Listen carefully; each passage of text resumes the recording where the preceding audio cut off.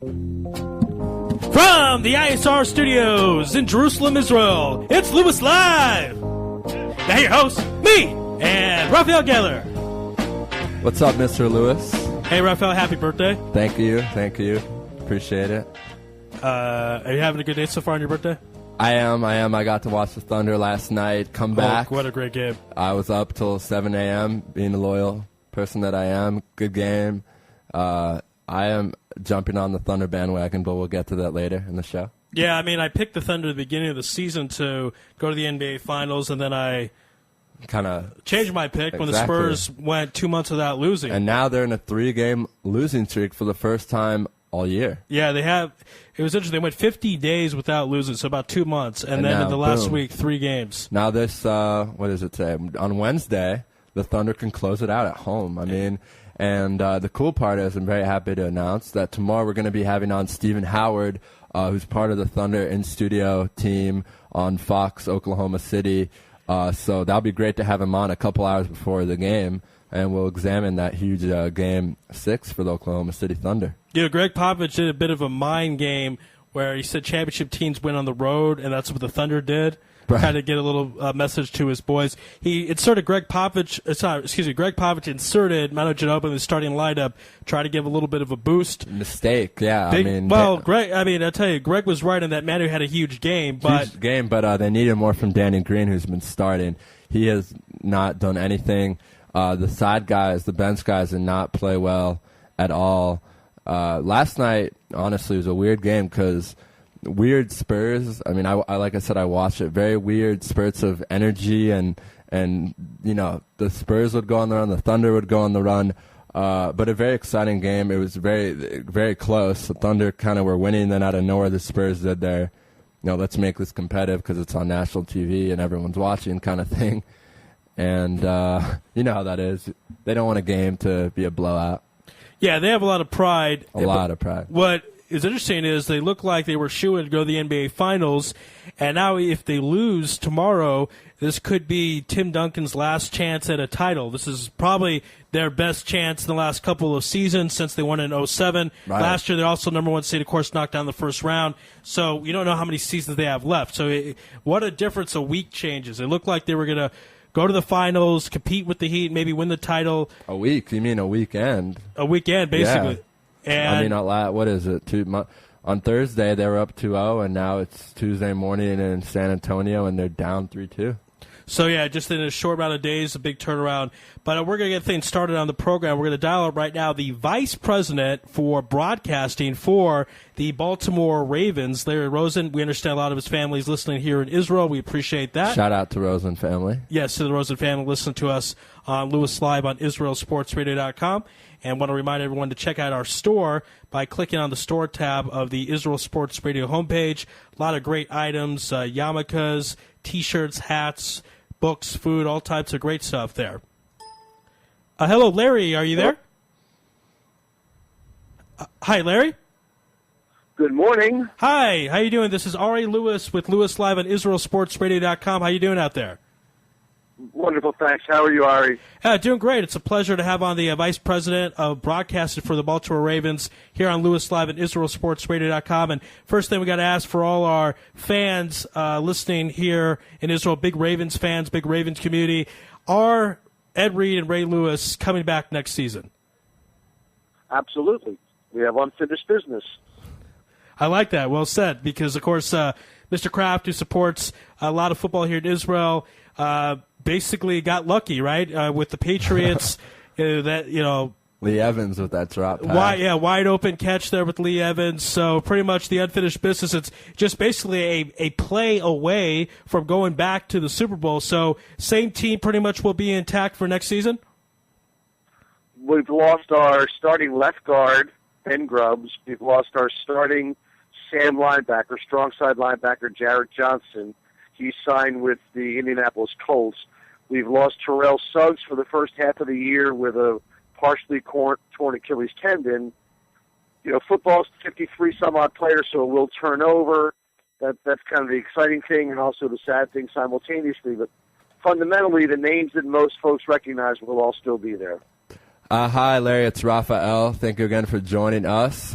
We really appreciate it. What's up, Raphael? I'm doing good. I wanna talk about your career and how you ended up with the Ravens. You've been there, I believe, since 2000, but you have a very unique resume before that. You were really involved in broadcasting, so I was hoping you could tell our listeners more about that and what you were involved in and what teams you covered, and then we can maybe examine some of those teams together. It'd be my pleasure. I began as I wanted to be a news person. My first job was with an all-news station in Philadelphia that had a very famous Israeli correspondent from the Westinghouse Broadcasting Company named Jay Bushinsky that was based in Tel Aviv. Right. And my dream goal, whatever it might have been, was to have been a foreign correspondent and to be based in Tel Aviv or to be in Paris, to work on that side of the world. Over the course of the first few years of my news career, which was, fun and exciting in its own way, the blood on the sidewalk coverage, which is really what the 1980s began to be about, was just not particularly interesting to me. So I opted in my mid-20s to go on the sports side. And basically my year for many, many years was Philadelphia Phillies baseball in the winter and then NCAA college basketball, in the summer rather, NCAA college basketball in the winter into the spring. So I had a very nice dual career doing baseball and basketball. And then in the spring of 2000, I was asked to join the Ravens. In America, if you have an opportunity to be with an NFL franchise, that's kind of the top of the food chain. It's kind of where you like to be.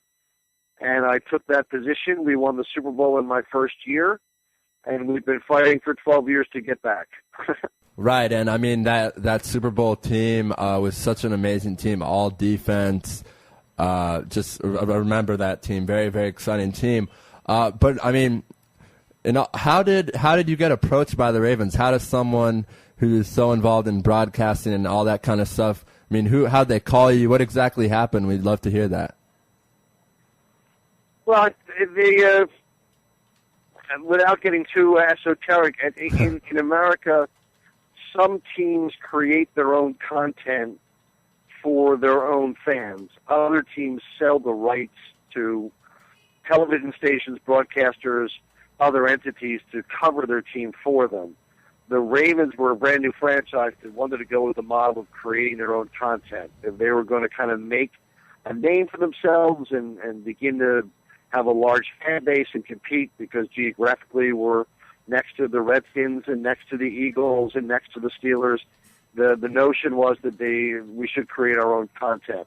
Right. And they approached me because that's kind of my area of expertise. I'm a content creator. I'm a storyteller. I'm a show producer, live event producer. And normally those kind of people work for television stations or for the ESPNs and the CBSs of the world. The Ravens, under Art Modell, who was a very innovative leader who's since retired, wanted to do it on their own. So the model that we created was that we'll do our own thing. We'll put together our own television station, our own broadcasting department, our own shows, our own wireless microphones on our own players, and we'll tell our own stories rather than have them filtered by the media, quote unquote. And that's largely how what I've been for the Ravens, the man that kind of tells the story. Right, and of course this Ravens team has had a lot of offensive power over the last few years, but really what it's known for is that tenacious defense led by so many Terrell Suggs, of course, Ed Reed, and Ray Lewis, who's a fan favorite in Israel. I know Ari over here does a lot of the IFL, and I know a lot of the IFL players love Ray Lewis. So Ari, can you touch up on that? Well, the interesting thing, Larry, with Ray Lewis is most teams, when you think of a team, you generally think of their quarterback. Like with the Patriots, you think Tom Brady. The Colts, you used to think Peyton Manning before we went to the Broncos. The Ravens are one of the few teams where you think of a defensive player. When you say Ravens, I immediately think of Ray Lewis. Yeah, absolutely. So Ray Lewis has that uniqueness about him. Also kind of a point guard in the football world in that he makes his other defensive teammates better.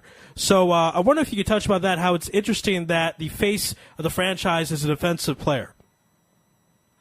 Well, I could do a half hour just on that, buddy. It's kind of Baltimore sees itself as a blue-collar town, as a hard-working, fierce.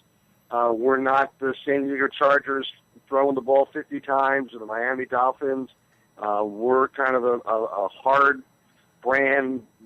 We're black and purple and nasty. And so Ray embodies kind of a lot of what the city sees itself as. And at the end of the day, in the very first draft, when the Ravens were formed in 1996, we had 2 first-round draft choices. The first one, the fourth pick in that first round, the first player we ever got was Jonathan Ogden, who is a left tackle that will be going to the Hall of Fame this year. So the very first player we ever chose was a Hall of Fame left tackle. The second player that we chose was Ray Lewis. Ray was selected 24th, 25th in that year, and a lot of people in football thought he was too small to play middle linebacker, and he wouldn't hold up because he was not 6'5", 265. He was more in that 6'1", 220 range. Ray will also, of course, become a Hall of Famer. So the first 2 picks in the history of the franchise both became Hall of Fame players, and that's unprecedented. That's a pretty good draft pick for the Ravens. Yeah, it's not bad, huh? Yeah, not bad. Now, I'm sure you get this question all the time. I want to ask you anyways, the Ray Lewis, the greatest middle linebacker ever, or Lawrence Taylor? Obviously, you have a bias, but if it's Ray Lewis, in your opinion, we certainly can hear the argument. Well, yeah, without question. I mean, I'm Ray Lewis for physicality, physical skills, football knowledge.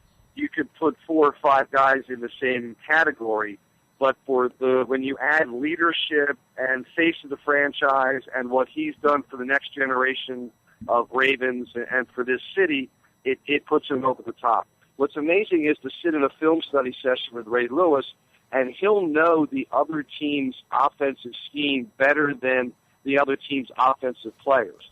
So when Ray misses a play, it's because he was there too soon. He overran it because he was so far ahead. The knowledge base that he carries and the study that he does is really off the charts, and it separates. Everybody's a brilliant athlete in the NFL, but what you do with your athletic skill is what separates you from good to great, and with Ray, it's what separates him from great to all-time great.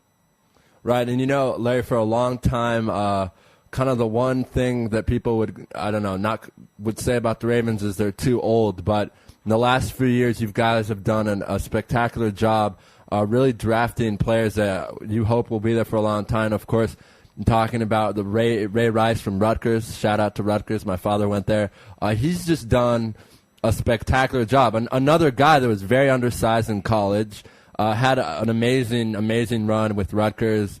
A couple teams passed up on him, and I believe you guys took him in the draft in the teens in the first round. But no, Ray was actually the 54th player chosen. Oh, wow, okay. In the second round. Everybody in football had a shot at Ray Rice. Wow. But Ray Rice does not have a classic body of, that combine numbers, if you would. He's smaller. He doesn't have as many bench presses. He doesn't have as many. His 40 time was not as good. Doesn't have that breakaway speed. What Ozzie Newsome, who's our general manager, the man that's picking our players, he's very, very astute at going away from statistics and finding what makes a player a player. And Ray Rice has an unbelievable dedication. Is a football fanatic and has skills that can't be taught. His quickness. His one-step cut quickness is as good as anybody we've ever seen in football, and his upper body strength is such that even though at 5'8" and 205, he has the power to still run people over. So Ozzie and the Ravens saw something in Ray Rice that apparently everybody else kind of missed, and he went over 2,000 yards last year, and is just getting better and better all the time. Plus, he's as good a young man. You'd bring him home for a Shabbat dinner and be very, very happy about it. Right, and my apologies there. I apologize. Second round, the 54th or 24th pick of the second round, almost 1,400 yards, 12 TDs last year. Also, I was watching a documentary about him on ESPN. Went through a very difficult childhood, lost two but he lost his father and a father figure at a young age, had a lot to go through. And I remember seeing Ray Lewis say that that's something that Ray had a lot of respect for. So can you kind of talk about Ray Rice's background and how it's made him a very strong and mature person at such a young age? Without question. I mean, the stories like that are replete throughout the league. But Ray is very special in the relationship he has with his mother. His mother is a special education teacher in a small New York suburb called New Rochelle, New York. And everything that Ray does, he does in dedication to his mom. She's very visible. She's with us for every game. You know, we know Mom very, very well. And Ray still holds a weekly weekend, an annual weekend back in his hometown for several thousand kids to come and do football camps, and is very involved in anti-bullying programs and anti-drug programs. He will openly tell you he's a mama's boy, you know, and in our world that's a good thing, because when they respect their moms, they generally respect the organization and respect their profession, and Ray's a terrific example of that. Yeah, and no, that's funny you say that, because you can just tell it's very professional, very very balanced. It's always funny seeing him in interviews with CBS and stuff, because he always is very. I'm trying to think of a funny Jewish word. Any thoughts, Ari, on a very seichel. How about seichel? Can we go with that? Right. Yeah, we can go with that. Next, I wanted to talk to you about a guy who I have so much respect for, because I've gone through so many injuries in my life. Just had a very big wrist and arm surgery, and that is Anquan Boldin, who had a crazy injury back in the days in his mouth, and had to get all these nails in his mouth. And he's such a physical guy, 6'1", 10th year out of Florida State. Really, I think a lot of people in the organization and around the league were very, very excited when you guys decided to add him to your wide receiving core. So can you talk a little bit about his toughness and what he brings to the receiving core? He's a full-grown man. You know, at the end of the day, Anquan's a man. And number one, aside from his skills, which are outstanding, is we needed a guy that was going to lead that position group so we could bring in the 4 or 5 young burners, real fast, incredibly quick guys who had to learn the profession. A lot of times in the NFL, the receivers are the prima donnas. You know, Terrell Owens, pick your names, Randy Moss. If you have that diva receiver, it kind of can affect your whole team in a negative way. That selfishness or that me kind of permeates through your entire offensive side. Receivers love to get the football. So at the end of the day, if you say, well, I only got 4 catches this week, I'm in a bad mood. No, Anquan's we won, I'm in a great mood. So he sacrifices his own personal stats. He always makes the tough catch across the middle when he knows he's going to get popped by that linebacker that's twice his size. And the way that he teaches his position to the younger guys, and we have a wonderful young receiver named Torrey Smith that people will know more and more about. Torrey does everything that Anquan did. He walks like him now. He talks like him. You know what I mean? He's embodied the ethic that Anquan brought to our team, which we had not had in our franchise previously. And that just uplifted that entire side of the ball. And it gave us an opportunity to be a much more diverse, much more balanced team on offense.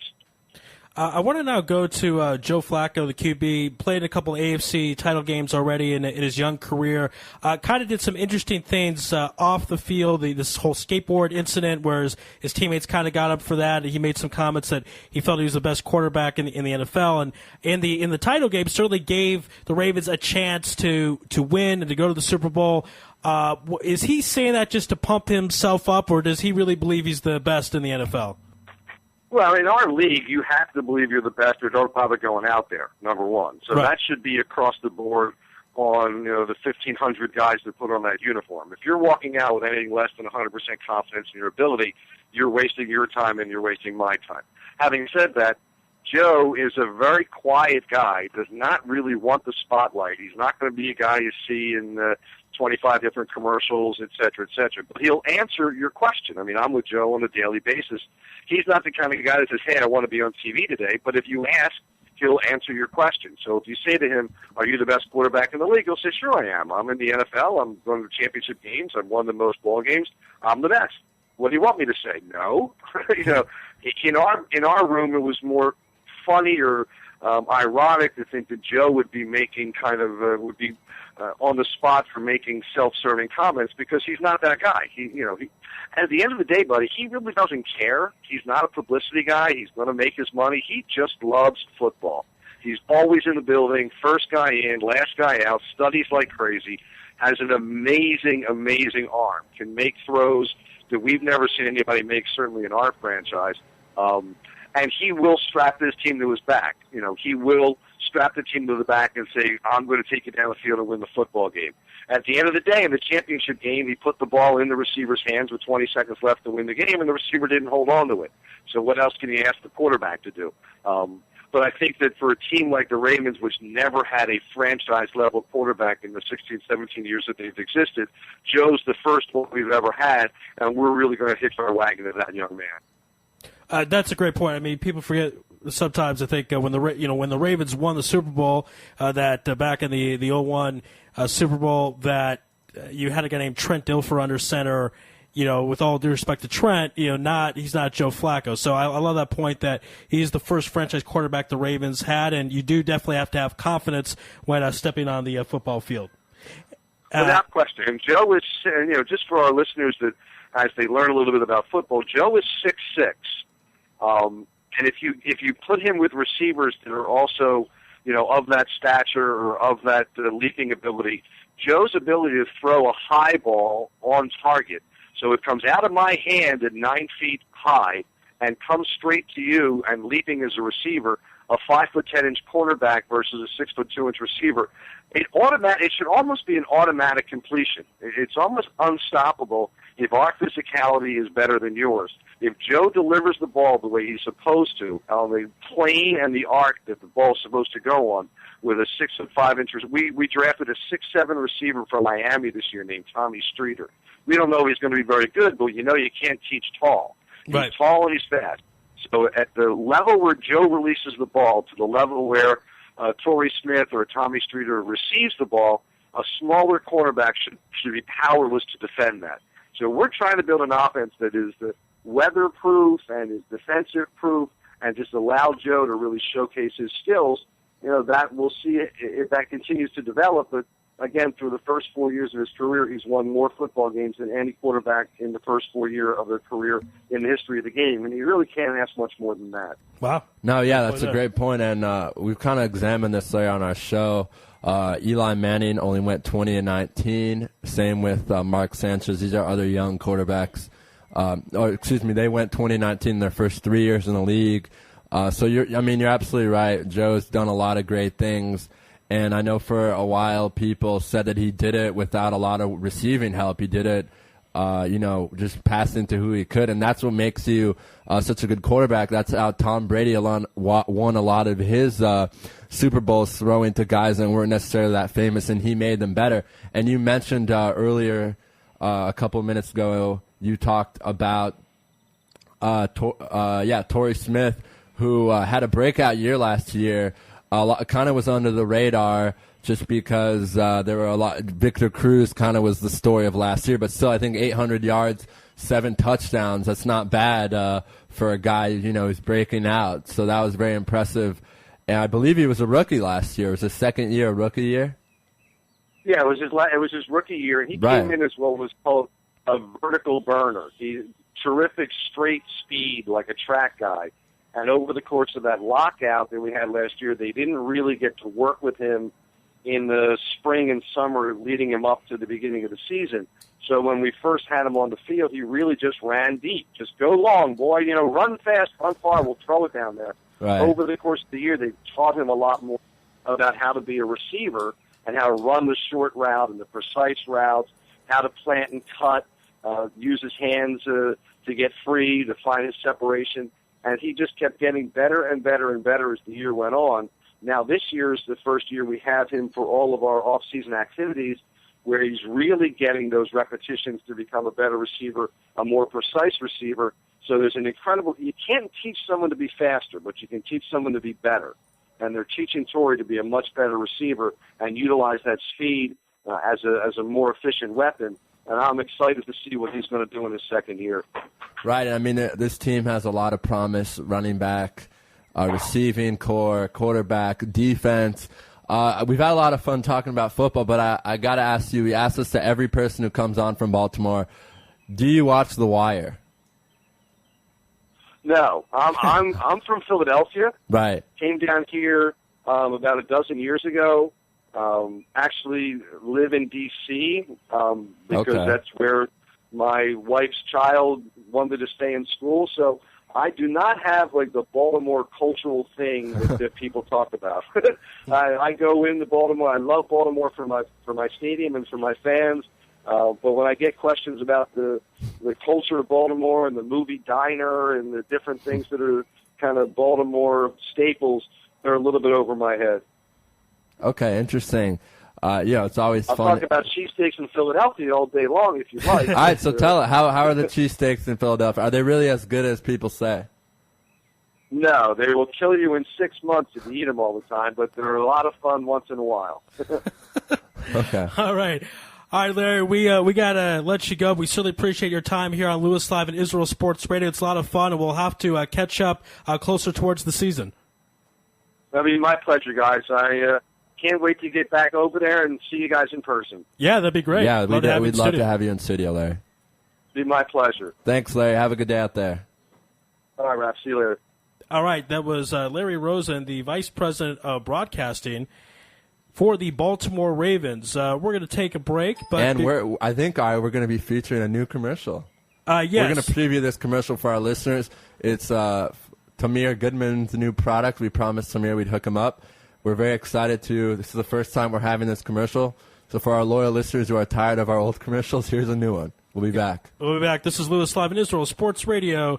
I want to tell everyone to check out the store by clicking on the store tab on the Sports Strain Seat, compression fit, UV protection, moisture wickening, anti-odor, and physique enhancing. Certified by the Circle K. Sports Strains is a revolutionary seat garment that features high-performance properties and a compression fit, offering the wearer ultimate comfort and style for sports and everyday wear. Endorsed by Jewish basketball legend Tamir Goodman. Custom logos and team jerseys are available. For orders, please visit TamirGoodman.com. That's TamirGoodman.com. Enjoy Sports Seat. You're tuned in to the only all-sports talk network in the Middle East, IsraelSportsRadio.com. Body and Soul Gym in the heart of Talpiot. Great machines, excellent staff, and wonderful classes such as Pilates, yoga, and kickboxing. Give them a call at 02-678-8861. Once again, that's 02-678-8861. www.body-soul.co.il. Once again, that's www.body-soul.co.il. That's Body and Soul in the heart of Talpiot, which is great for your body and your soul. You're already using a credit card every day. Why not feel good every time you make a purchase? When using the HAS Advantage Support Israel Visa card, a percentage of each purchase you make will be donated to your choice of 24 Israeli-based charities, while still earning a reward point for every dollar spent. But wait, these rewards are even better than the standard rewards you get, especially when using them towards Israel travel, with the best conversion rate on El Al's Matmeed frequent flyer program. Earn double points at some of your favorite supermarkets and restaurants in the U.S., as well as discounts all over Israel. If you love traveling and supporting Israel, HAS Advantage is the card for you. Just give us a call toll-free at 1-866-6-ISRAEL. Sign up right now with the code ISR10 to earn 2,500 bonus points. That's 1-866-647-7235. HAS Advantage. Earn rewards. Support Israel. Offer valid for U.S. citizens only. Terms and conditions do apply. When dialing from within Israel, please dial 1-800-200-818. Israel Sports Dynamics specializes in football consulting, equipment, uniforms, and more. Great brands such as Nike, Russell Athletics, Schutt Sports Products, and many more. Just one call away. With over 30 years coaching experience with university and professional athletes, Harry Hill, owner of ISD, can advise you for all your sports needs. Call 054-581-3248. That's 054-581-3248, or visit our website at www.isdisrael.com. If that's not easy enough, click on the ISD banner on the Israel Sports Radio website and be part of the game. Back here on Lewis Live. Our thanks again to Larry Rosen, Vice President of Broadcasting for the Baltimore Ravens. And we're going to have a special treat now. We're going to talk some soccer. We're trying to get soccer more incorporated in the program. And we're going to have on Alex Labido, who is the USA Deputy Editor of Goal.com. A huge soccer website, or huge soccer kind of magazine. It's kind of like the ESPN of soccer in the world. Very exciting. So we're very happy to have him. Yes, so Alex is a big guest, and we'll be breaking down soccer, mostly in the United States. Right, everything pretty much. Euro, U.S., qualifying. Ari's going to start us off. Yes, and while we dial it up, want to again remind everyone to check out our store by clicking the Store tab on IsraelSportsRadio.com. We have great gifts, great items, books, T-shirts, hats, food. We saw a lot of great stuff. Shipping is included in the price, so a lot of great items there on the store. So check it out by clicking the Store tab on IsraelSportsRadio.com. Hi, am I speaking with Alex? Yes, no. Hi, Alex. This is Ari Lewis. You're live on Lewis Live on IsraelSportsRadio.com. How you doing? Doing good. How are you doing?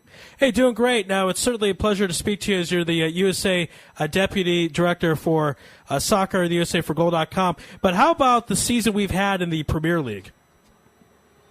It was a great season. You can't beat having it end with 2 stoppage goals. You know, I mean, that was incredible. Absolutely, and hi, Alex. You're on right now with Raphael. We want to thank you so much for coming on. We love soccer here, and we're very lucky. We're going to be having a lot of people from Goal.com over the next week, so we're happy to have you as the first one. So thank you again. Great. I feel special right now. You should. I want to, as Ari mentioned with you, a lot of stuff going on in England, but also the USA team has been playing a lot lately. They had that huge game against Brazil, I think in D.C. So many people from the Brazil population in the United States, D.C., Baltimore area, came out to support their Brazil team. They sure got a show. I want you to kind of touch up on that 4-1 victory for the Brazilian national team. Well, I mean, I think when it all comes down to it, first of all, you have to look at the opponent. Brazil is a world-class team. They have guys like Neymar and Hulk who are top commodities in the transfer market, and you know, as big as the scoreline was, you have to also sort of realize that the talent gap between the two teams is just huge. So I actually liked some of the things that the U.S. did. I thought that they were very aggressive offensively. There were a lot of defensive mistakes, but the one key thing is in a friendly, you're able to sort of look at those mistakes and know for, you know, World Cup qualifier games and Gold Cup games, and eventually, hopefully, the World Cup, you can rectify those mistakes. Right, and I mean, as you mentioned, Neymar still trying to kind of waiting to see what's happening with Nuno Santos for a long time. I know so many teams want him. We were talking to Tommy Smith a couple weeks ago, and we were kind of saying, you know, when Pato came out of Brazil and went to AC Milan, there was a lot of hype about him.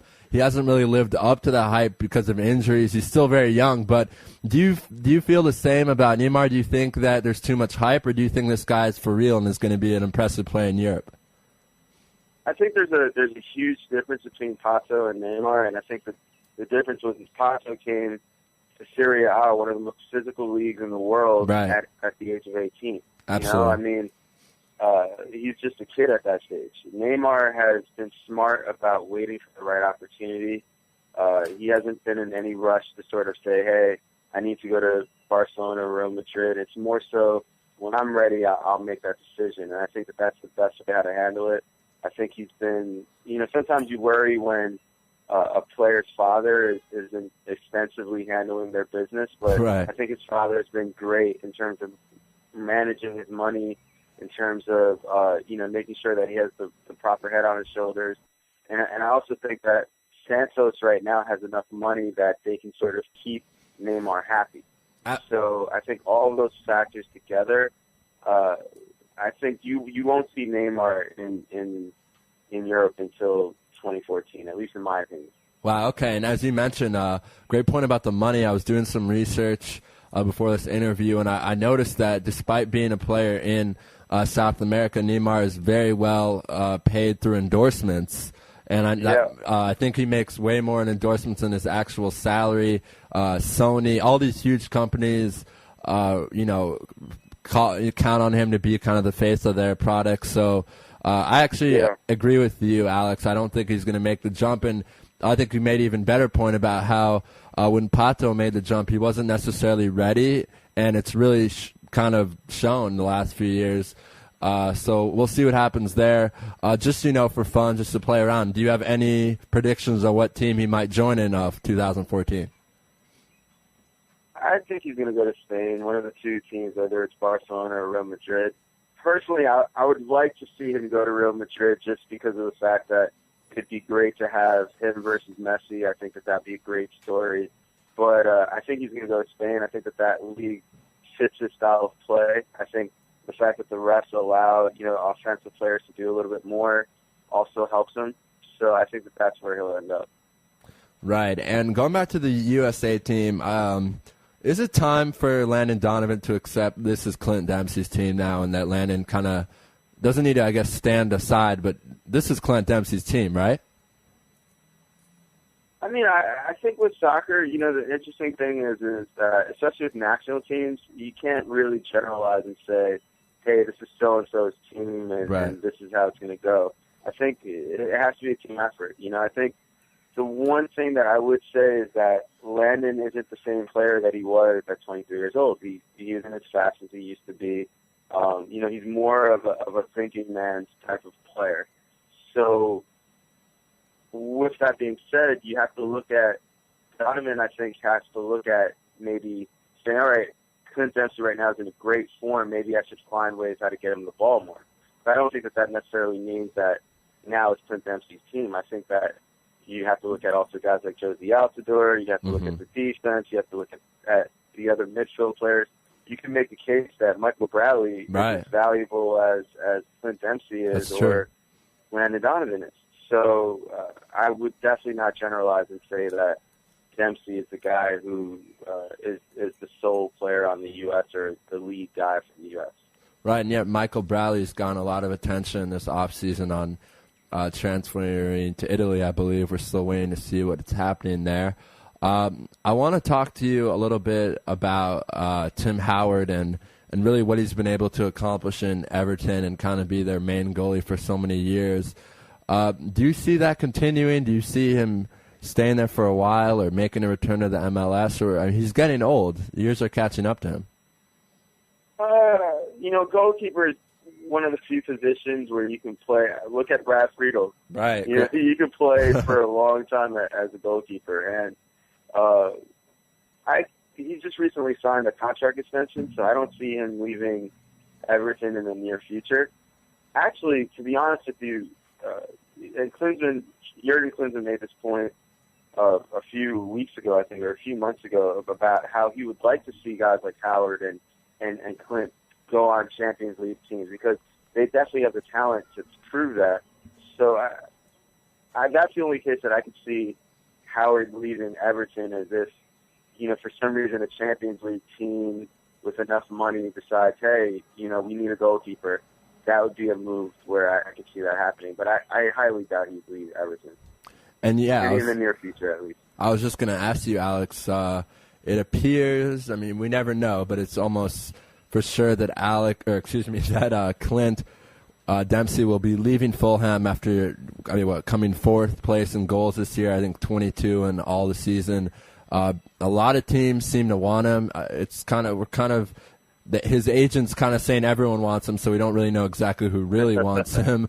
But that's how it works in Europe. They do that so that more money. But do you have any sort of inside scoop or any idea where you think he will land, next fall?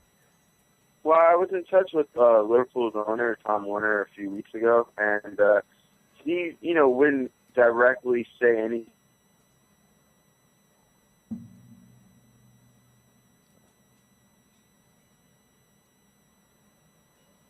All right, we're trying to appears we lost Alex, so we're going to call him back.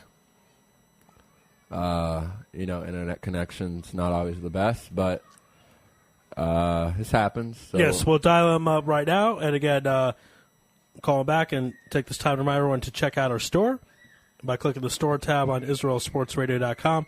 Great gifts, books, T-shirts, hats, yarmulkes, food, all types of great things. Of course, birthdays come up, anniversaries come up, all types of great things. So that's the place you want to go to purchase those gifts. You're going to purchase gifts anyways. Might as well go to our site and support the store. Okay. We're trying to get back with Alex. So we're going to take a commercial break, and we'll be back after this. You're listening to Lewis Live on IsraelSportsRadio.com. You're tuned in to the only all-sports talk network in the Middle East, IsraelSportsRadio.com. Body and Soul Gym in the heart of Talpiot. Great machines, excellent staff, and wonderful classes such as Pilates, yoga, and kickboxing. Give them a call at 02-678-8861. Once again, that's 02-678-8861. www.body-soul.co.il. Once again, that's www.body-soul.co.il. That's Body and Soul in the heart of Talpiot, which is great for your body and your soul. All right, we're back on Lewis Live. We are trying to get in touch with Alex Lebedeau from Goal.com. We seem to have lost connection with him. We're going to try him again. If he doesn't pick up, we're going to assume that his phone died. We call all our guests on their phones. So we're going to get his number. Yes, and again, great show here. We had on earlier Larry Rosen, the Vice President of Broadcasting for the Baltimore Ravens, and this gentleman, Alex, is the Goal.com USA Deputy Editor. So again, Goal.com, as Raphael mentioned, kind of the ESPN of soccer, one of the biggest magazines out there, if you will, news sources for soccer. So it's a great pleasure to have had him on, and hopefully we'll get him on again right now. Right, we're dialing him up. And later on, Jason Stark from ESPN as well on tonight's episode of Lewis Live. We thank everyone for listening to us here on IsraelSportsRadio.com. Hi, Alex. Are you with us? Yeah. I guess we lost connection for a second. Yeah, I apologize about that. But I wanted to continue and hear your thoughts about Dempsey and where he might add. I think you were talking about Liverpool.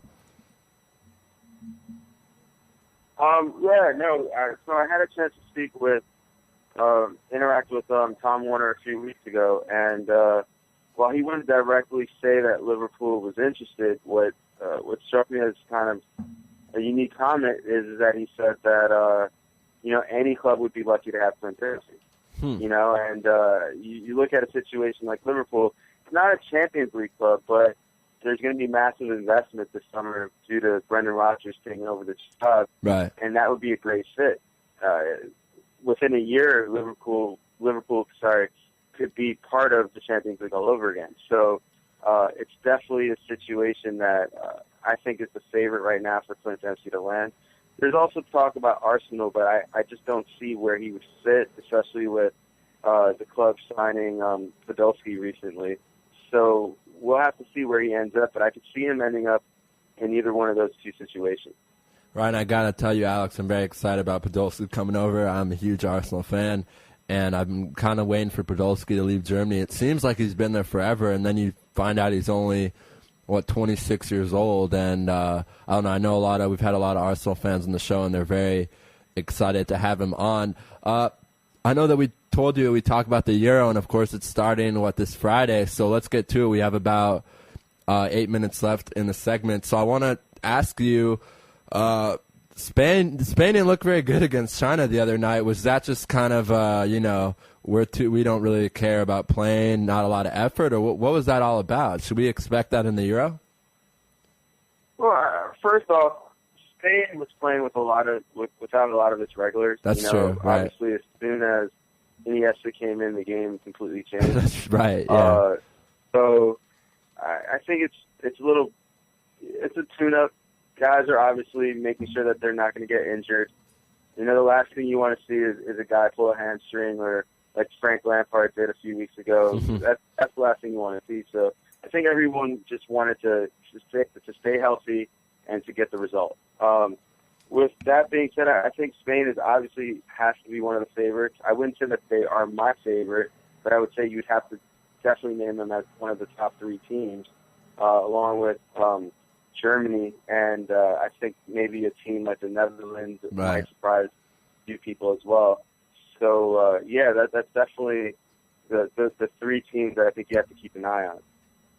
Right, and it's you're right. As soon as Iniesta came in, it was a totally different game. But I got to tell you, it was pretty funny to see the Chinese player jump up and down after the 1-0. I think they were very happy about that. People were saying it would be 6-0, 5-0, and to be honest, there were a lot of balls that hit the post. I remember it could have been 4 or 5-0. The Chinese national team got lucky, but no, not that we're going to talk about the Chinese national team for a while, but the team's starting to get better. It's, I think, number 60 right now in the world. They have invested more money on their team, and of course, they want to catch up. I was reading an article recently saying that the head of the Chinese Football Association said that he wants to catch up to Japan and South Korea, especially Japan, who's really done well in the World Cup and has had some great players. And of course, all those teams in China is spending millions to get who just went over there? Nicholas Anelka, I believe, right? Yeah, right. Yeah. And I mean, the Chinese league, it's interesting because in one end, they're able to attract these big names like Nicholas Anelka and possibly Didier Drogba. Right. But on the other end, the infrastructure isn't that great. And you hear all the time about coaches getting fired left and right, and how the actual talent of the league and the youth systems aren't really that great. So, I think there's a little bit of a paranoia right now in America that the Chinese league is surpassing the MLS, but I don't think that that's the case, because the MLS, I think it's exactly the opposite. Yeah, we have a few DPs, but the focus right now is mainly on the youth academies, on the infrastructure, making sure that every team has a soccer-specific stadium. So I think that that's really the right way how to go, because if you look at the successful leagues right now in Europe, one of the top leagues in Europe is the Bundesliga, and that was their focus. It was on infrastructure and youth academies, and not spending money on expensive contracts. And we see now that the fruit of what that process has developed. Absolutely. So I definitely think that it's an interesting debate. Yeah, no, and I think we're going to be having. I believe you have a correspondent in China. If you remind me his name. Tony? No, is that Zach? Maybe is Zach Fig? Is that it?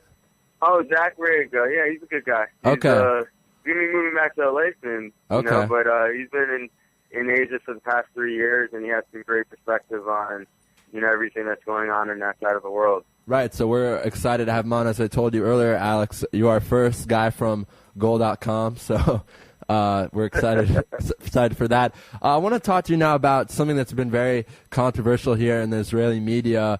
For some reason, everyone in Israel is saying that Germany should sit Gomez and have Klose start. So I don't know how I feel about that. Of course, Klose has had so many goals in international play, but what are your thoughts on that? Well, right now it looks like Klose is going to be starting. I mean, that's what the indications have been, is that most likely Joachim is going to look in that direction, because he likes Klose's veteran experience, and he respects what he's contributed over the past throughout his international career. So, I mean, I could see a situation where if Klose gets to a slow start, that gives Lowe the chance to now start Gomez, but I think that he's going to go Klose for the first game. Interesting. And Gomez has done so much for that team lately, and he actually it's difficult for me to say this, but he had an amazing goal against Israel in the friendlies. What was that? A couple days ago, where it just kind of showed how big he is and how athletic he is. So, talking about some other teams in the Euro that you mentioned, Netherlands. There's a concern about their defense. So, could you talk a little bit about that? I agree that the defense is a concern, and that's the reason why you have to sort of look at them as a team that will contend, but you're not really seeing them going to the final. I think that, a team that I really liked before the end of the EPL season was Italy. I thought that Italy had some great defense, had a decent midfield, and some young, exciting players like Balotelli. But now with their injuries and the whole scandal that's going on with Serie A right now, it's up in the air what they're going to do. I think another team that, depending on how they go through the group and what their confidence level, that people should look out for is France. France has a great back line. They have a top 5 goalkeeper. They have a burgeoning star player in Villa who, is destined to play for a team like a Real Madrid or an Arsenal. Their forwards are okay. I mean, Benzema had a great career year, but I could see France doing some things in the tournament depending on how they start. Right, and I'm not going to lie, I've kind of knocked Ribéry on the show a couple times because he only has, I think, 6 goals in all his caps for the national team. Do you expect a big actually, let me take that back. What are you looking forward to in this? I believe England and France will be playing in the first couple of days. So can you tell us your thoughts on that game and what X factors and what you'll be looking forward to? England is an interesting situation because there's just so much pride with that team that even though the talent isn't on par with the contenders of the Euro, you can see them just sort of saying, hey, we're England, so let's go out there and put our best foot out there and do the best that we can do. That being said, on paper, France is a much better team than England. They have much more depth, and their attack is better, especially with Rooney not being there for the first 2 games. I think France should be the favorite for that game, but once again, you can never really rule out England. You never know what they're capable of. So it should be a great game to watch. There's a lot of pride at stake in that one. And England, wow, what a mess right now.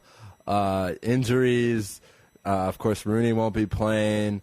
I think the best way someone summed it up here in Israel was that for the first time in a long time, the English are not going to go into the tournament with high expectations. There's nothing. They have a lot of great young players, but just got the new manager, a month ago. All that controversy of whether Harry was going to get it, and that kind of hurt Tottenham, in my opinion. And they finally didn't go with Harry, and now all these injuries that you mentioned earlier. I mean, can this team advance to the knockout stage? Is that even possible at this point? England? I'm sorry, did you say England? Yeah, England. Sorry. Yeah, England. I think they still have to be the favorite to get out of the group. You look at Sweden and the Ukraine.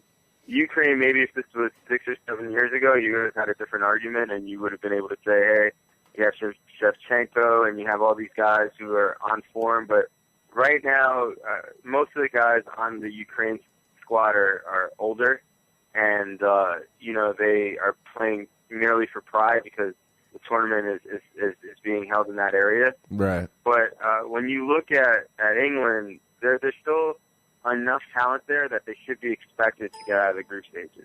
Okay. After that, it really depends on what happens with Rooney. It depends on what happens with that defense, especially with Cahill out and some other guys out.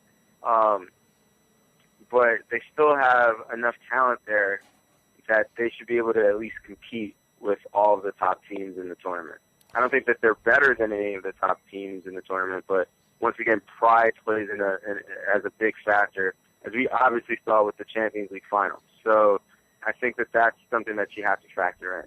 Yeah, and what a weird injury to Cahill with the broken jaw. I mean, I don't know. I haven't seen that happen in a long time. Of course, it happened, I think, in the game against Belgium. you could tell when he ran into the goalie, it was almost like, because either a bad concussion, and then as soon as you saw him holding his jaw, and then I saw a couple hours later that he was taken for, preliminary x-rays, I was like, that's not good. So it's good. Could you give us, before we go, we have about a minute, some sleeper teams, some X-Factor teams, some teams that you think can make some noise and aren't expected to, and then we'll let you go. Well, as I mentioned before, France is going to be a team that I think a lot of people are going to be really surprised about, especially because you don't really get to see a lot of these players if you're like an EPL fan, for example. Right. So I think that's going to be a team that's going to be surprising. I also think that I wouldn't be surprised if Russia does something in the tournament. I think that they usually show up well during the Euros, as 2008 proved. And with them having an easy group, I think that they have an opportunity to maybe surprise a few people during the Euros. Alex, it's been a pleasure, and like I said, we're very excited to have on the Goal.com family. Just from having you on, it seems like it's going to be a lot of fun, and we really appreciate your time, and we'd love to have you on down the road. Yeah, definitely. Thank you, guys. All right, Alex, have a good day. You too. All right. Thanks. Bye. All right, so that was Alex Libido, the Goal.com USA deputy editor.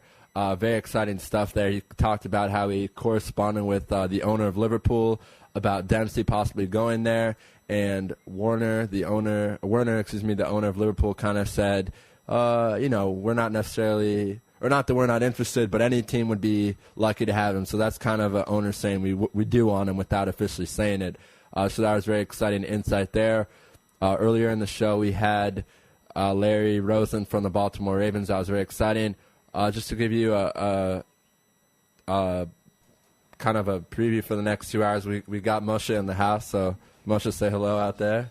Hey guys, how you doing? I wanted to quickly wish a happy birthday to my co-host here, Raphael. Thank you. Happy birthday. Thank you. Appreciate it. Yes, it is my birthday. I'm getting older and older, but that's okay. But yeah, so we're going to have Jason Stark from ESPN.com, a very, very special guest. And for some odd reason, he wants to talk to us about replays.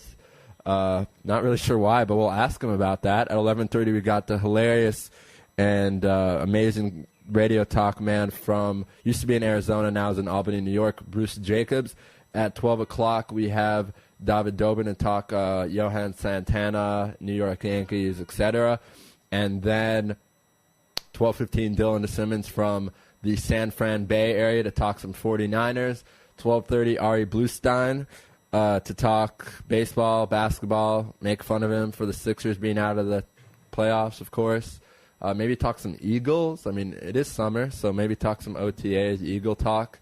And then we're going to end with our good friend Kyle Draper from Comcast New England and talk about the Celtics, who tonight are going to go for that Game 5 W. The Thunder did it last night on the road, so come on, Celtics, let's go.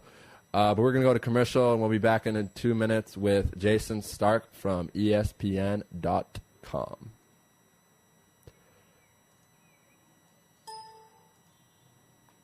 The only all-sports talk network in the Middle East, IsraelSportsRadio.com.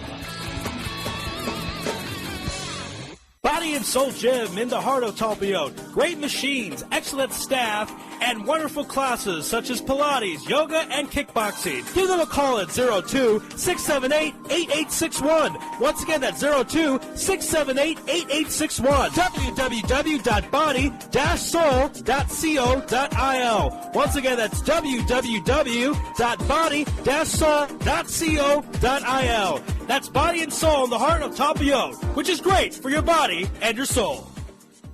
You're already using a credit card every day. Why not feel good every time you make a purchase? When using the HAS Advantage Support Israel Visa card, a percentage of each purchase you make will be donated to your choice of 24 Israeli-based charities, while still earning a reward point for every dollar spent. But wait, these rewards are even better than the standard rewards you get, especially when using them towards Israel travel, with the best conversion rate on El Al's Matmeed frequent flyer program. Earn double points at some of your favorite supermarkets and restaurants in the U.S., as well as discounts all over Israel. If you love traveling and supporting Israel, HAS Advantage is the card for you. Just give us a call toll-free at 1-866-6-ISRAEL. Sign up right now with the code ISR10 to earn 2,500 bonus points. That's 1-866-647-7235. HAS Advantage. Earn rewards. Support Israel. Offer valid for U.S. citizens only. Terms and conditions do apply. When dialing from within Israel, please dial 1-800-200-818.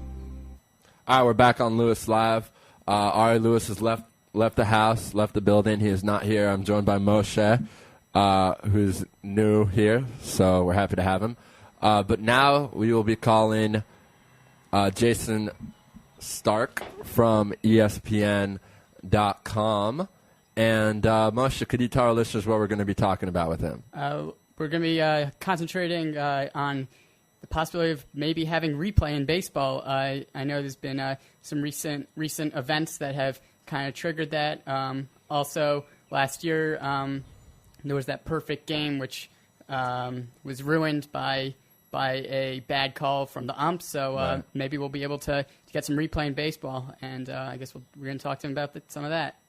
Right, and I'm going to start off and talk to him about some divisional play, and then Moshe is going to come in and do that. But we're going to start off with some AL East talk. So we're dialing him up right now. He's a funny guy on radio and ESPN all the time with Doug Gottlieb and all those guys. So we're happy to have him on Israel Sports Radio. Hi. Hi, am I speaking with Jason Stark? You certainly are. Jason, you're live on IsraelSportsRadio.com. How are you doing? I'm doing great. How are you guys doing? We're doing great. We've had a great show. We've had the Vice President of the Baltimore Ravens and a great soccer guest. And now we are very happy to have you on and talk some MLB for all our listeners out there in America and all our listeners in Israel. Jason, I don't know if you know this, but the Israeli national baseball team will be attempting to make the World Baseball Classic. I do know that. And okay. The manager is one of my favorite people, Brad Osmus. Absolutely. It all works out. Absolutely. That's great to hear that you know about that. It's good that the exposure is out there. We had Brad on the show. He, of course, was in Israel last week, so we interviewed him. And he's very, very excited about the opportunity. And Sean Green, who's one of my all-time favorites, not even just because he's Jewish, is coming out of retirement. So that's super exciting, being a hardcore Blue Jay fan. So we're very excited to have him, and we're still waiting to hear about Ryan Braun and all those guys. Do you think they'll join us if it comes down to it? You know, I'd love to tell you yes, but look, even the USA team has a hard time convincing these major league players to play. And, you know, the problem isn't so much the event. I think players who participate actually love the event. The problem is the timing of the event. The event takes place, you know, right toward the beginning of spring training, when these players are not fully in game shape yet. And there have been some injuries, and guys are afraid of getting hurt. Because if you get hurt, what happens, man? It costs you a lot of money. Right. And, you know, somebody has to deliver the message that this is a greater priority than pursuing those dollars. And I also think they need to look into changing the timing of the World Baseball Classic. I've been making this sermon now for 7-8 years, and so far I haven't gotten anybody's attention, but I'm going to keep making it. Right, and you know, you made a great point, Jason. Like the timing of it's a little controversial, and the guys. I mean, the good news for us Jews and Israelis, is the guys who we would be inviting are not, not backups or kind of good players. We're talking about all stars: Ian Kinsler, Ryan Braun, reigning MVP, Jason Marquis, who's been around for so long. The list goes on. Scott Feldman, who's now a starter with the Rangers. A lot of great guys. Kevin Youkilis, who's a former All-Star. So we'll see what happens. But I will tell you this. We're very excited that Gabe Kapler, I believe, just announced that he would be joining. I think he had his last season in the major leagues in 2010. So, Gabe and Sean, that's a great veteran leadership, and we're very excited to have them. And, of course, Brad being the manager. The Israel Baseball Association did an amazing job selecting him. But how about we go to some baseball right now in America? How does that sound? I'll speak about baseball in whatever country you want. Okay. Like I said, huge Blue Jay fan, so I want to start off with the AL East, which right now is super exciting. I mean, it's only, June, but, my Blue Jays are 3 games out, but they're still in it. They're in last place. I want you to talk about, and we've had a lot of great guests from Boston talk about this, but it's interesting to get a perspective from someone who writes, as for ESPN, not a fan. So, Boston, do you agree with Bobby V getting hired and some of the stuff he's done there? That's kind of a loaded question, but at the time they made the hire, I really felt like he was the best choice, maybe even the only choice, who really made sense, given the nature of the town and everything that swirls around a Red Sox manager every minute of every day. Bobby has managed in New York. He has managed in Japan. Right. He's been there and done a lot of that. But what's been surprising is he acts like a guy who didn't know what was coming. He acts like he's never been there and done the kind of stuff that a manager has to deal with in Boston, where, you can manage the Mets in New York, and yet New York is so big, and the Mets aren't the Yankees, so you do fly under the radar screen once in a while. The metropolitan area in New York is something like 22 million people, right? And not all of them live and breathe with the Mets every day. But in New England, Boston, all of Massachusetts, all of those states that surround it, the Red Sox are the most important thing in almost everybody's world. I remember going on vacation, a little mini vacation in Cape Cod, which is like an hour from Boston, right? One summer, and the Red Sox were playing the Yankees. Let me tell you, if you walk down the street, you don't miss a pitch.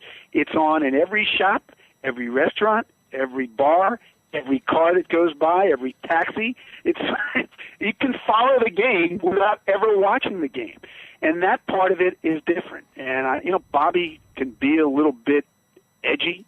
He can make people a little bit uncomfortable. He's got a different personality than a lot of people, and very different from the manager who preceded him, Terry Francona. Right, very different. It's been kind of an uncomfortable fit. Right. And the thing is, though, forget who I was talking to this. I think Barry Bloom, who's our insider from MLB.com, I was saying to him, despite everything that's happened, despite this and that and the Pedroia thing and, the Pedroia making kind of that nasty comment, you're not in Japan, and all that fun stuff that's been in the media, they're still, 2-3 games out, and I was kind of hoping to get some inside scoop from you about what's going on with Crawford, with all the guys who are injured. Are they coming back anytime soon? What's the update on Crawford's wrist? Can this team bounce back and be healthy? Wait, with all the guys who are injured? How long is your show? You see the disabled list lately? Take an hour and a half to go through them all. Right. Cody Ross, Daisuke. I mean, yeah, Ellsbury is really the one I think hurts, of course, with that shoulder injury. But, I mean, is this team ever going to be healthy?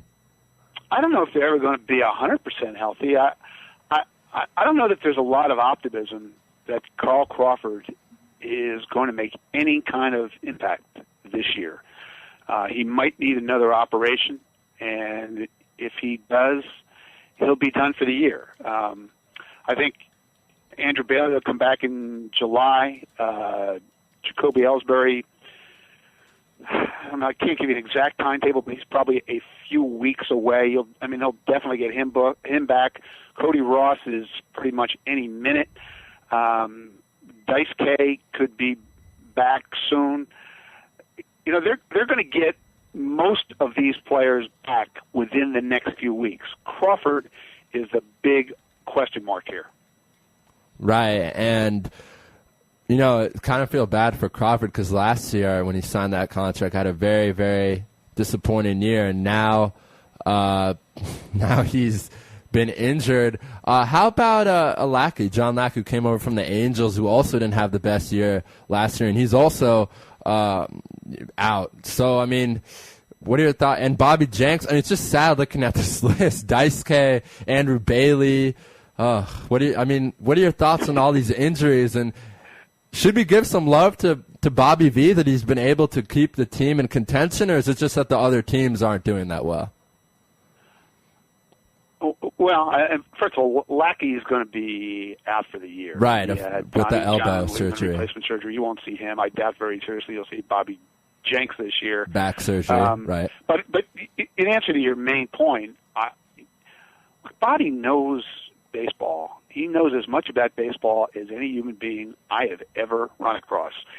And that team has been in survival mode. There's a lot of talent there, and they've made it work. You know, they've got a chance to lead the major leagues in runs scored, especially when they get some of their guys back. And that's amazing. When you look at their outfield in particular, there was a time about a week or so ago where they had 7 outfielders on the disabled list at one time. I've never heard of that. Right. And their rotation's kind of been in disarray.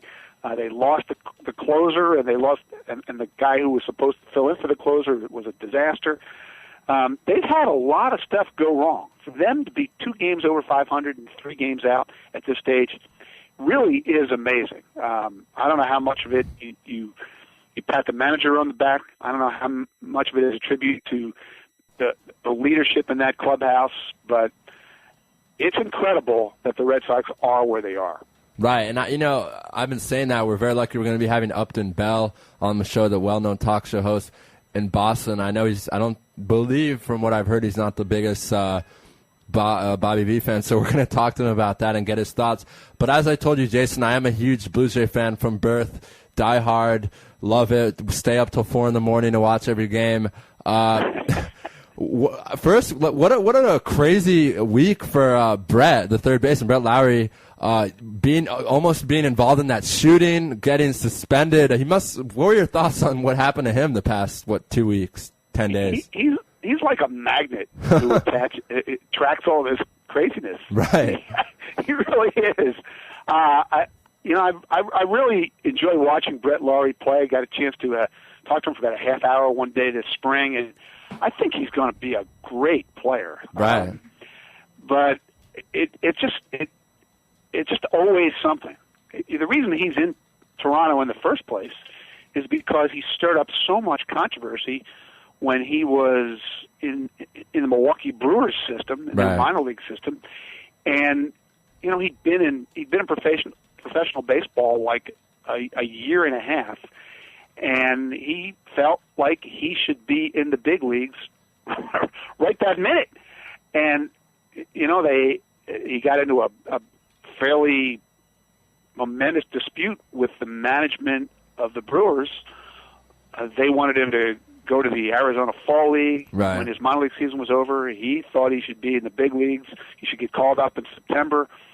And, when they tried to sit down and explain, hey, we did this with Prince Fielder, we did this with Brian Braun, we've done this with Corey Hart, he didn't want to hear it. He just felt like he was better than any player they had in their system, and why was he not in the big leagues? And so that was part of what led to them trading him in the first place. At some point, I guess, Brett Lowry he's going to tone it down, and there's going to be some peace and serenity that surrounds him. Not yet. Right, and I finally want someone in the media to give some love to this pitching staff. No one will do it. No one talks about it, but how good is this? Come on, say something positive about the pitching staff, Jason, please. What do you want me to say? I think Ricky Romero has got a chance to be great. Okay. I think Brandon Morrow is taking a step forward. Drew Hutchinson is really impressive with his knowledge of how to pitch, and I think Henderson Alvarez has a chance to be that same kind of guy. But Kyle Drabeck's been disappointing. Their bullpen has been a huge disappointment. Oh, man. And, until they get their bullpen especially sorted out, they're not going to be the team I thought they were going to be in spring training when, I remind you, I picked them to make the playoffs. I know. That's why I'm kind of teasing you. And we appreciate that, Toronto fans who are listening right now. I mean, no one ever picks us to make the playoffs, so thank you for that. But you're right. Of course, Drabeck came over in that Holiday trade.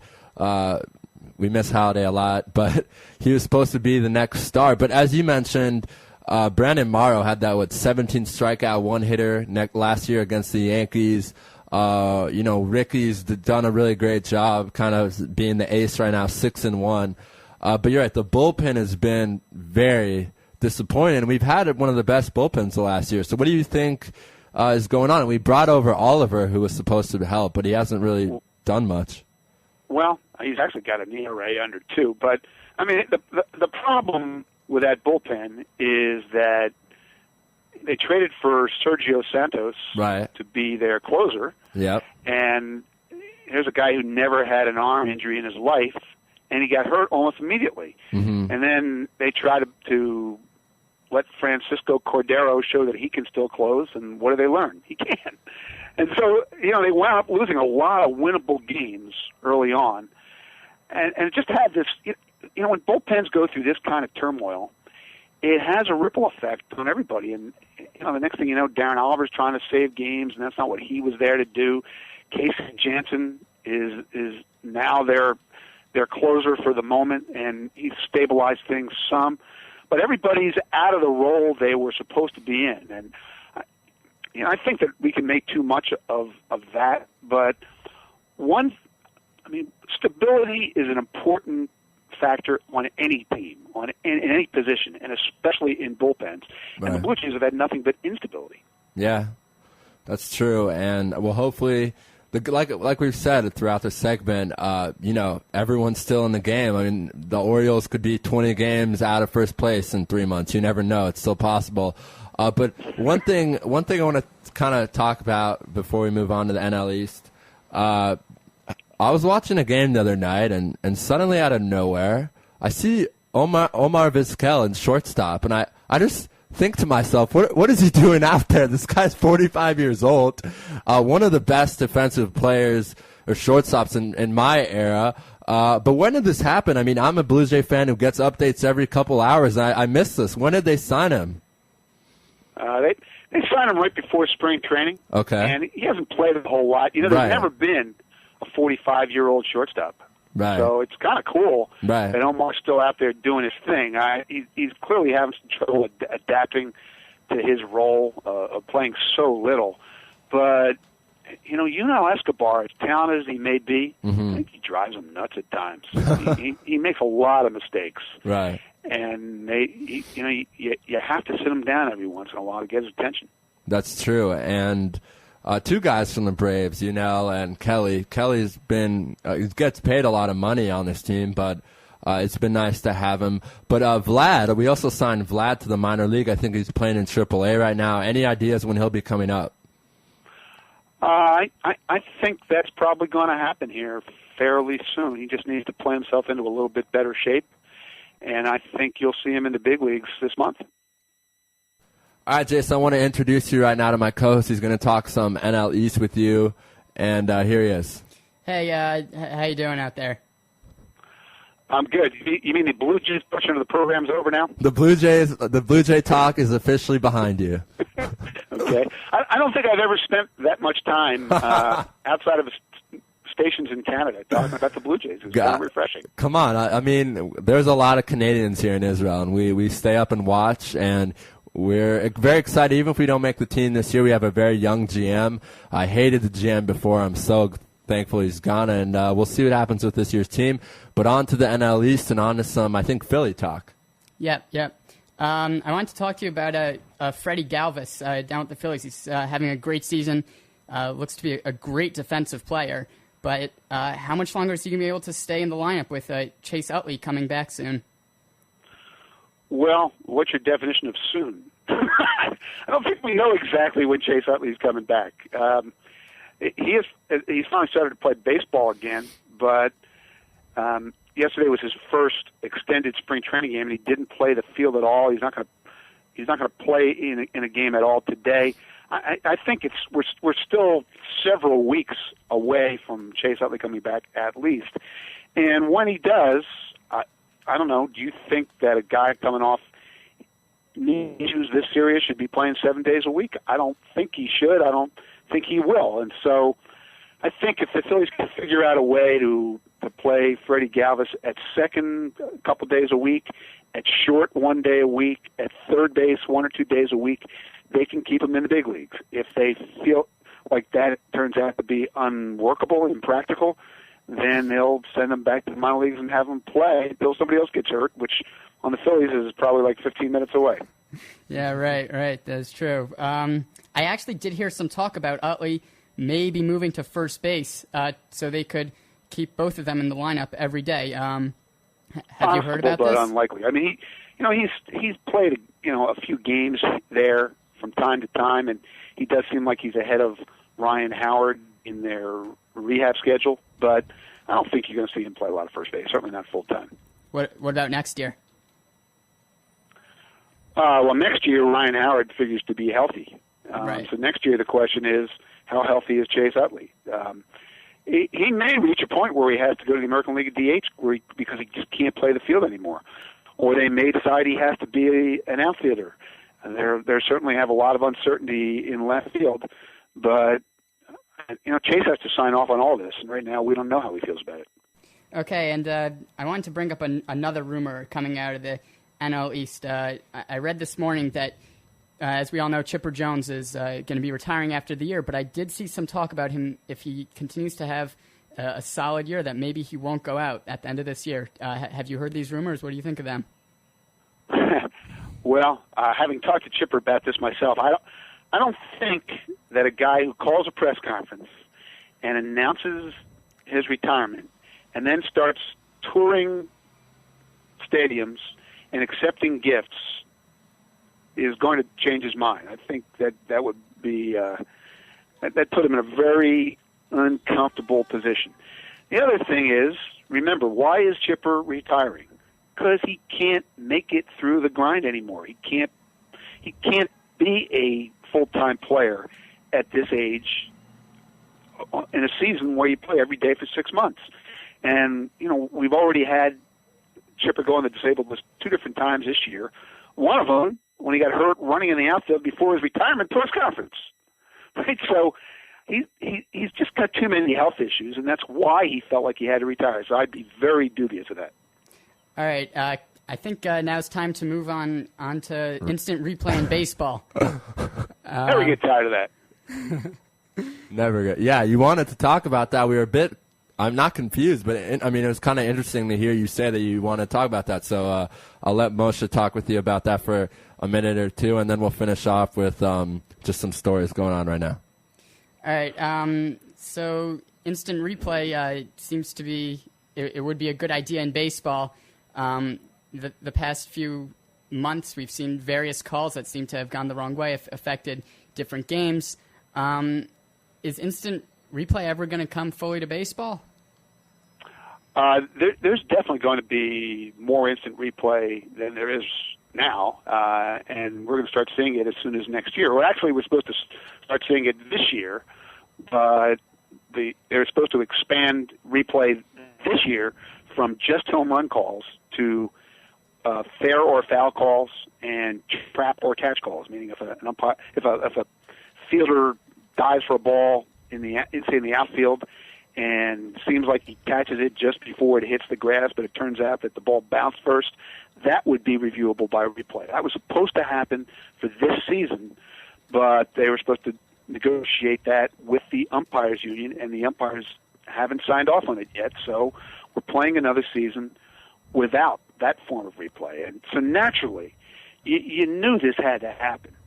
The New York Mets, a team that had gone 50 years and 8,000 games without ever throwing a no-hitter, finally get the first no-hitter in the history of their team on Friday night. Johan Santana pitches it. And what happens? The most important call of the night turns out to be a fair foul call. Carlos Beltran of the Cardinals, former Met, hits a ball over the third base bag, hits on the line, should be called fair, but the umpire, Adrian Johnson, called it foul. Now, if we had replay reviews, what would have happened, guys? It's a hit. They review that call, and it's a fair ball. It's a hit. No Mets, no hitter.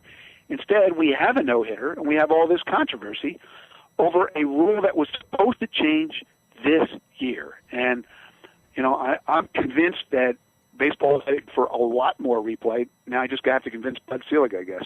Yeah, I mean, speaking about no-hitters, I was actually thinking of a perfect game last year. We had the instant with Galarraga. Yeah, I mean, that for me, that was like the real light bulb, I guess. Hey, we need instant replay in baseball for everything, because that's huge. A perfect game, or taking away a perfect game from a guy, like that's really rough, and something Right. so well, clear. I'll tell you what's going to happen. Right now, the way replay works in Major League Baseball is if there's a home run call they think needs to be reviewed, the umpires actually jog off the field, if you can call it jogging, and watch their replay at the park, and then jog back on the field and make a call.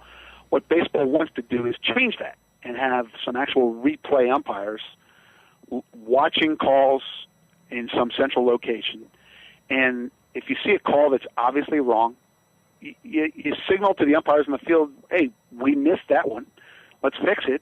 And it gets changed in 20 seconds, as opposed to now it takes 2-3 minutes. Right. That's the system that they want to have instituted by next year. And I think that will happen. When it does, that's how fair foul calls and trap catch calls will be reviewed. And once they can demonstrate that is working smoothly, then I think the next phase is to review calls at the plate and certain calls on the bases and who knows what else. So all this is coming, I think, in the next few years. Okay, yeah. I mean, it'll be very interesting to see what happens there. Real quick, we have about 2 minutes. I want to ask you about some of the guys that were taken in the draft. Who should we look out for in the next 2-3 years? Who's going to be an all-star player in 2014-15? Well, in 2014-15, the baseball draft doesn't usually work like that. For the most part in baseball, it can take a long time for a player to arrive. That's true. And you have to keep that. You really have to remember that when you assess the baseball draft. For example, right. The player who went first in the draft yesterday is a kid named Carlos Correa, right. who was a surprise pick to the Houston Astros. Everybody thinks this guy is going to be a star, was probably the most talented player in the draft. He's 17 years old. Wow. Coming out of the Puerto Rican Baseball Academy. So right. You're not going to see him in the big leagues for 4 years. And that's the difficulty with this draft. Right. No, that's a great point. You're right. I don't know why. It's going to take a lot longer, especially with the guys coming out of high school. And you look at a guy like Josh Hamilton. Of course, he did have all the drugs and all those problems, but he was drafted, I believe, in 99, 2000. So, yeah, it'll be interesting to see what happens. Real quick, before we let you go, we love to do this on Lewis Live. We want you to quickly make a prediction on who's going to win every division, so let's roll through real quick, starting off with the AL East. With the AL East? Yes. I think I'll go with the Yankees. Ooh, okay, interesting. 7-3 in their last 10 games. Andy Pettit's been a nice return. The Central now, very weird division. The Tigers have really struggled. The White Sox new manager, Paul Konerko, doing his thing.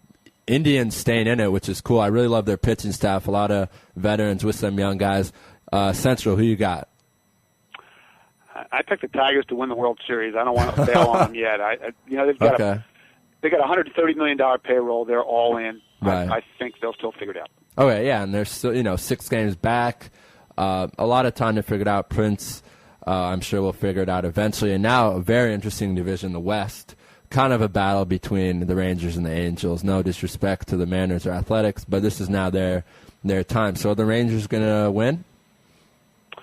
That's the most talented team, the deepest roster, the deepest system in baseball. I will go Texas. Okay, now our favorite division here at Israel Sports Radio, the NL East, which is just, the Phillies could win. It's insane. So who do you think's going to win? I'd pick Washington if I thought they were going to be able to keep running Steven Strasburg out there the whole year, but they're going to shut him down at a certain point when he reaches his innings limitation. So I'm going to pick the Marlins. Wow. It's a big year in the life of the Marlins, and there's a lot of talent on that team. Absolutely. We'll see what happens there. New team, new manager, and a lot of great new players. Central is also another interesting. Cardinals were on top for a bit. The Pirates have had a little surge, 7 out of their last 10, which is exciting for Pirates fans. But Cincinnati seems to be really playing well. So who do you got? I still like the Cardinals. Okay. Assuming that at some point they get Lance Berkman back, they get Chris Carpenter back, they get healthy. I think that's the best team, deepest roster. And then, of course, to top it off, the NL West. I picked the Giants. The Dodgers are coming back to the pack. Right. The Giants have survived the loss of the Beard, their closer, Brian Wilson. The Beard. And they're starting to show signs that they might actually be able to score more than 2 runs a game. I think I'm going to still go with the Giants. Okay, and then even more putting you on the spot, Jason. We didn't warn you this. World Series predictions in June. That's how we do it here. All right, well, my preseason prediction was Tigers over Cardinals. I'm not ready to bail on those predictions yet, so I'm going to stick with them. It's just too wimpy. 2 months into the season to say I was an idiot. I was totally wrong. Right. Both those teams I think are going to rate themselves, so I'm going to still go Tigers over Cardinals. Okay, and I mean, a lot of people would say, how could you give the Cardinals a chance? But they've had amazing pitching this year, new manager, kind of new philosophy, a lot of great young players, a lot of exciting players. And how about Carlos Beltran, kind of having the year that Lance Berkman had last year? Yeah, the Cardinals just have a way, don't they? Yeah. They have the magic touch with these signings of guys who look like they're starting to sputter and fade away. He's been one of the great buys of the year. Yep. Well, Jason, thank you so much for joining us. It's really been fun. We love having people on from ESPN. You're our first baseball guy. We've had a lot of Bass, Tommy Smith, Doug Gottlieb, Dan Shulman, all those guys. So we're very happy to add someone from the baseball family. Glad to do it. I'm honored that you picked me. Thanks. All right, Jason, have a great day, and we'll speak to you soon. You too, guys. Thanks. Thanks, Jason. Thank you. All right, so that was Jason Stark. We're not going to be going to commercial because we can't. I'm not going to lie to you guys. Next up, Bruce Jacobs. Hilarious guy. I'm going to tell you a little bit more about him while we talk to him. A great talk show host. Was based out of Phoenix for a while, then moved to, I believe, Albany, New York, but I got to confirm that. Great stuff on his Facebook. Everyone should add him as a friend. I don't know if I should have said that on radio, but he says a lot of really funny stuff, a lot of great predictions. So we're going to have him on now. We're going to dial him up, and we're going to talk some playoffs. Moshe is going to talk about, well, we'll see. We'll see how things go. We didn't discuss it, but we will. So we're going to dial him up right now, just trying to find his phone number and get it through. And what a playoffs, honestly. The Thunder doing what no one believed anyone, no one thought they were going to come back. I didn't think they were. Doobie Pick, though, did, if he's listening right now. He's our correspondent from Eurobasket. In fact, he just wrote me and said, send me that clip where I made the prediction that Oklahoma is going to win the whole thing. I think he's getting a little ahead of himself, but that's just my opinion, because the Spurs can easily come back. Don't you think, Moshe? The Spurs could come back, but at this point, I think the Thunder are going to go through. All right, bold statement there. I'm still not sure. If I can say that, but we'll see. We're dialing up Bruce right now, and you hope there's no problem reaching him.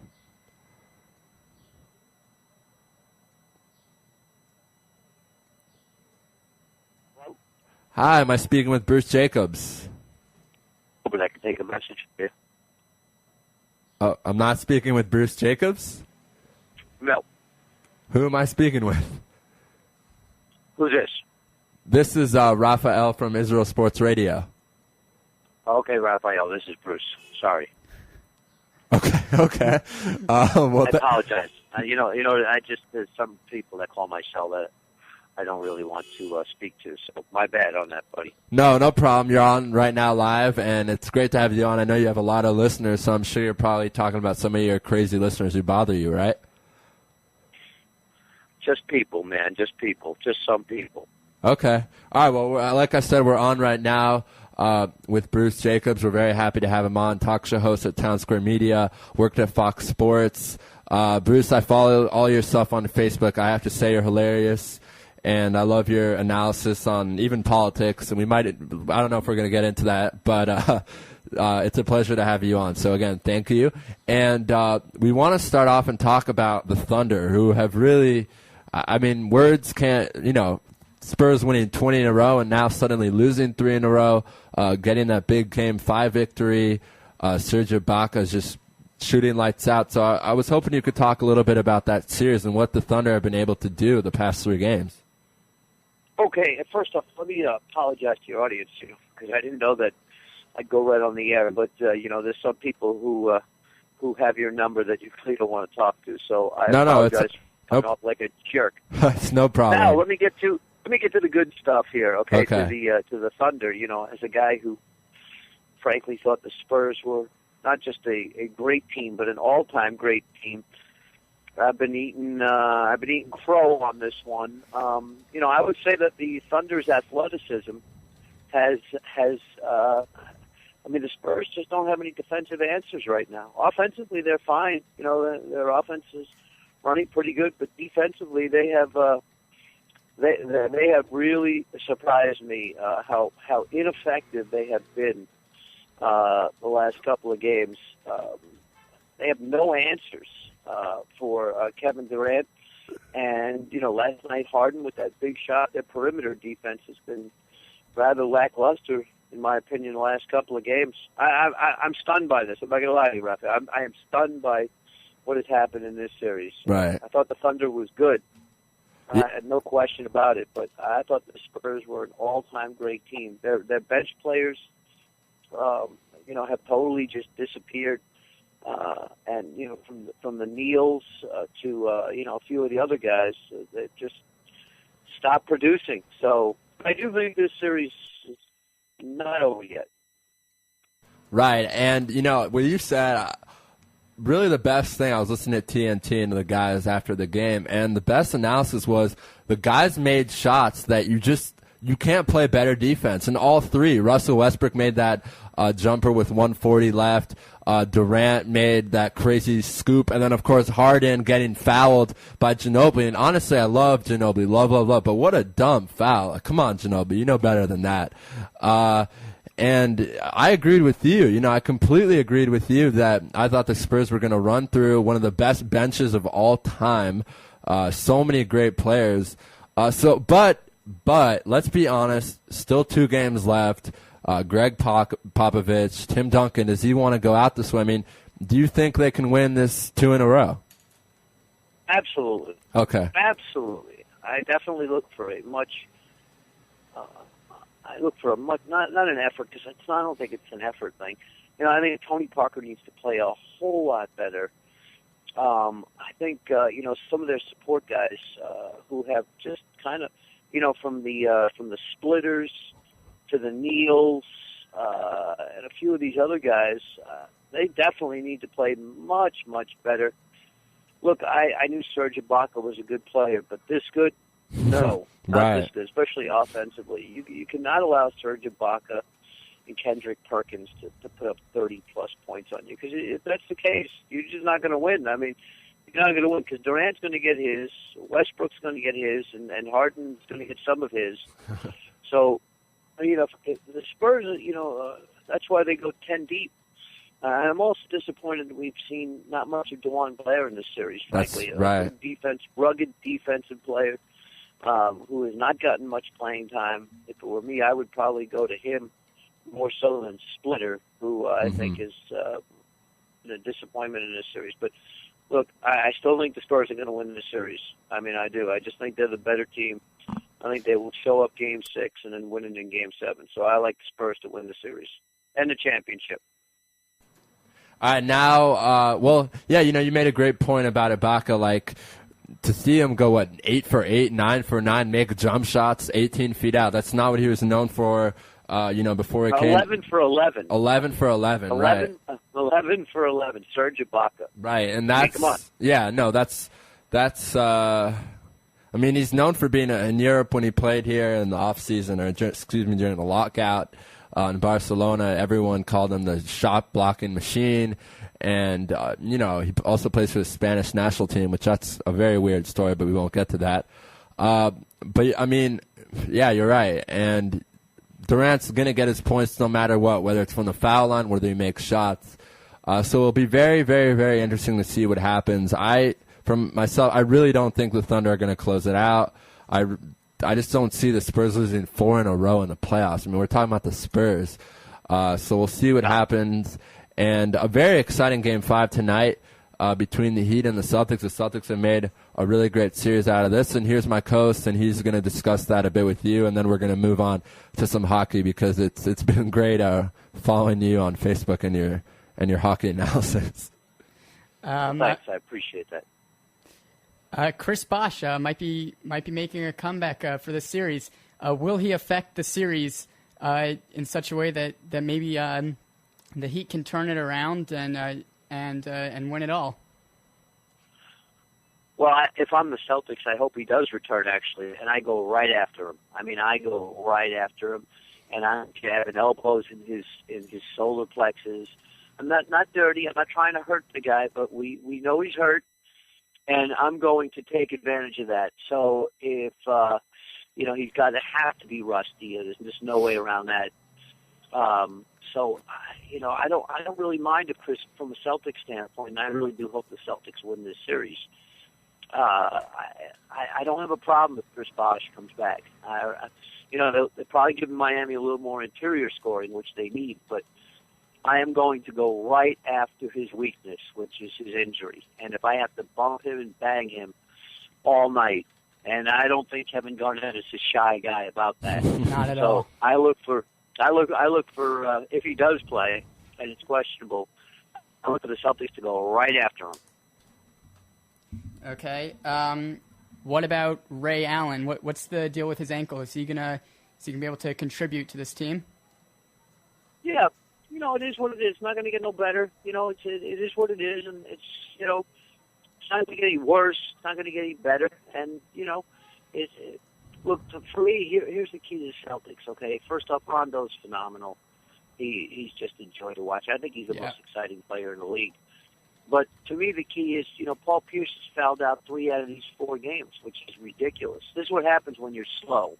And I don't care what the sport is. In football, Sure. If you're a slow offensive lineman, you're going to get beat by a defensive lineman. Therefore, you got to hold them to be the equalizer. In hockey, if you're a slower player, chances are you got to reach out and put your stick across somebody, or pull somebody down, or hook them, or trip them to make up for their speed. And I think that's the case right here. I think Pierce is he's a step slow, and I think he's taking a lot of lazy fouls in this series. I think it's really hurt the Celtics. If he stays on the court, I think the Celtics have an excellent chance. To be honest with you, I'm rooting for the Celtics. I'd love to see them win it all. I have a lot of love for Rondo and a lot of love for Kevin Garnett. Everybody says he's dirty, and I say, so what? Beat him. It's true. Moving from slow to fast, Rondo, he's having an incredible playoffs. If the Celtics go all the way, do you think he could win the playoff MVP? No question about it. No question about it. Absolutely. He's the best player on the team, and they don't win without him leading the way. So if they indeed are able to accomplish that, it'll be primarily because of what he brings to the table. There's no question about Rondo will be the MVP. I can't say for sure, and it's if the Celtics win, but there's no doubt he's gonna be leading this team, because they have to, or they have no chance. Yeah, I mean, through the past couple of years, it's been very interesting. We've gone from the big 3 leading the team, and especially KG, and it seems like it's being handed off to Rondo. He's just such an incredible player. He's raised his game so much in these playoffs. He's now shooting, I think it's 48.8% from the field, averaging over 10 assists a game. He's just just an incredible player, and I think he can keep the Celtics team, competing the next few years at least. He's just incredible. I love him. I think he's the best ball faker in the league. Right. He's got all the ingredients. I mean, his shot is not that good. His form is not that good. If you actually look at it, you can actually see the ball rolling around in his palm a little bit. Look, he's knocking him down now, and he's fearless. He plays through big-time injuries, as we saw last year, basically playing with one arm. Right. Fearless competitor, a ferocious competitor. I love him. I think he's the most exciting player in the league. And, Bruce, I got to tease you because I know you spent a lot of time in Phoenix, and I believe that the Phoenix Suns drafted him and traded him for pretty much nothing. They sold him. They didn't even trade. They sold him. They sold him like a piece of meat. Yeah. And they drafted him in the second round. Or maybe it was late first. But late first. I think it was the second. I think it was late first. Yeah, 20. Yeah, they sold him like they've done with a few players. Right. That seems. Yeah, and I mean, with Nash probably leaving. I don't know. I don't know if you think they could have coexisted though. Those two together on the same squad. No. Exactly. So maybe it was. I don't have a problem. I don't have a problem. Them dealing him off because but they just sold him just like they sold Rudy Fernandez. Right. A couple of other guys. They just they don't even try to get good assets back for him. They just basically just give them away. Okay, now we want to move on to hockey. As I mentioned, Phoenix, you work there in Arizona. The Coyotes run was really great for the city. Just for everything. The Coyotes have really struggled through the years with different kinds of issues, financial issues. Now people don't know if they're leaving or staying and all that. And I think you're a Coyotes fan, or you supported them at a point in your life. Was it exciting for you to watch them really play well at the start of the playoffs and into the middle of the playoffs? Well, first off, I'm a Rangers fan. Rangers fan. New York. Okay. And that's where I live now. Right. But I did spend 20 years in Phoenix, and the Coyotes are my favorite Phoenix team. But make no mistake, I'm born a Ranger fan. I'm going to die a Ranger fan. Okay. Having said that, the Coyotes are my favorite Phoenix team. It was great to watch them finally get out of the first round after so many first-round flops, chokes, gags, bad goaltending, between Nikolai Habibulin, who was their big-name goalie, and is still kicking around the league, I think, with Edmonton, giving up so many soft goals early in the game. Nothing hurts you worse when you're an underdog in the playoffs and you're a goalie who you need to play well. Just giving up a soft goal. And then there's that stiff Ilya Brizgalov, who's now the goalie for Philly. I mean, he was a joke. He gave up so many soft goals to the Red Wings in the early stages of games when you need your goalie to keep in the game. So it was great to watch him get out of the first round. Just outstanding. Pretty emotional and a long time coming. And, I think they're on pretty good footing. They seem to have an owner. We'll see how that whole thing transpires. They have this guy who used to run the San Jose Sharks, and this guy Jameson. He appears to be a pretty sharp guy. I don't know all the particulars. I don't know all his particulars. But, it's clear the league wants the team to stay in Phoenix. I mean, they got a brand-new building. It's a beautiful building. It's a great hockey building. Hopefully with the success this year, they'll add on some season ticket holders and, try to make this thing work. The reason why it didn't work, a couple of reasons. Remember when they built the arena all the way out on the west side? Right. Okay, if you know Phoenix, then you have an idea what I'm talking about. But, where most of your season ticket holders were on the east side, mostly Scottsdale and the East Valley. They took it all the way to the west side, so that's the first thing. Second thing is they didn't win, and it's like going out to dinner at a steak restaurant, saying, the steak in there is not very good, but let's go eat it anyway. Nobody wants to go see a bad product or eat a bad product. So if it's a bad product, then you have to drive an hour to go to it each way. Nobody's going to do that. It just doesn't make any sense. So I do think their success will.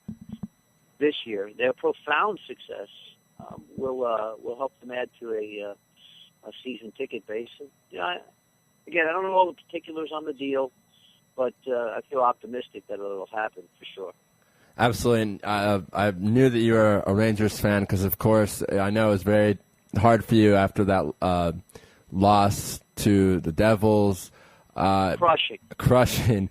I wanted to ask you, though, I mean, didn't you feel, Bruce, that this, kind of not the 94 season, everything was going so well, that amazing series against the Caps, I mean, I stayed up and watched all of it in Israel. It was so exciting. I mean, hockey was so fun to watch it.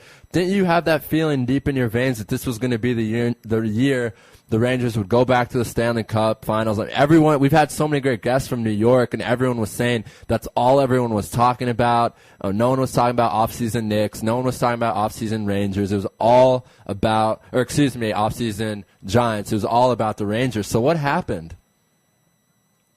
Well, they don't score enough goals. And listen, I thought back in right around January that they were, and I did not feel this way at the beginning of the year,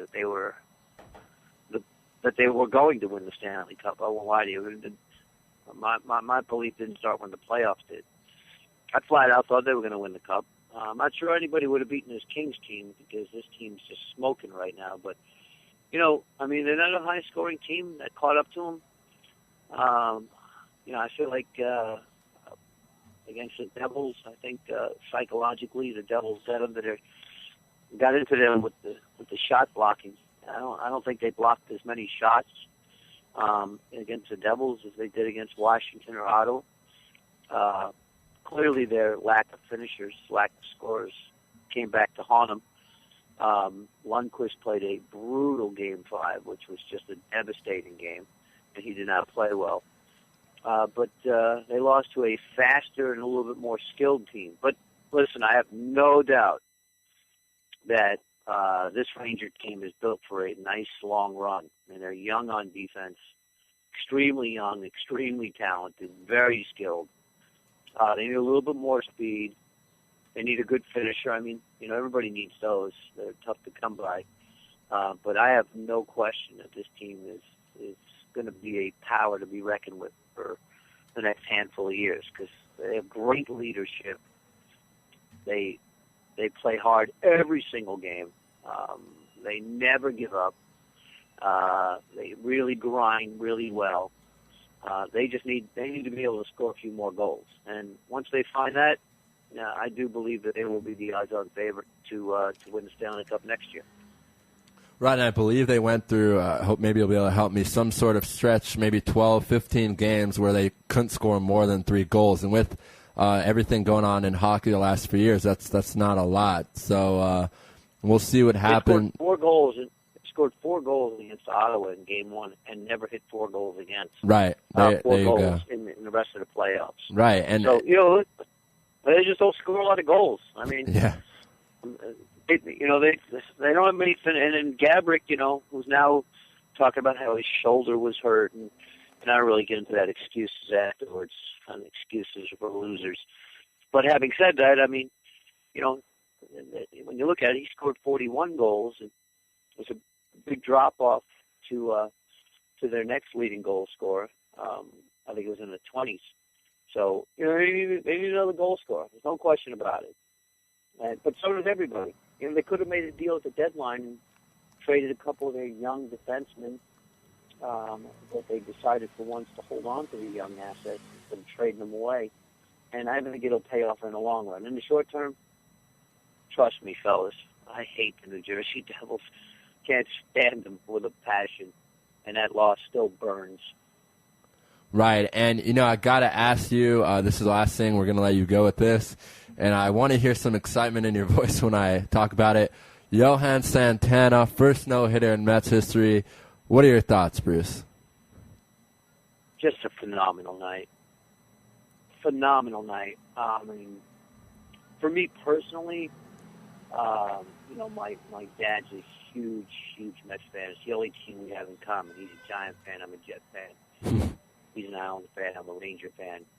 And, to be able to, and we were on the phone, we laughed at that. Well, when I say we laughed, we paid no attention to that, don't mention it, it's a jinx thing. We sat there and agonized with Terry Collins, about leaving him in.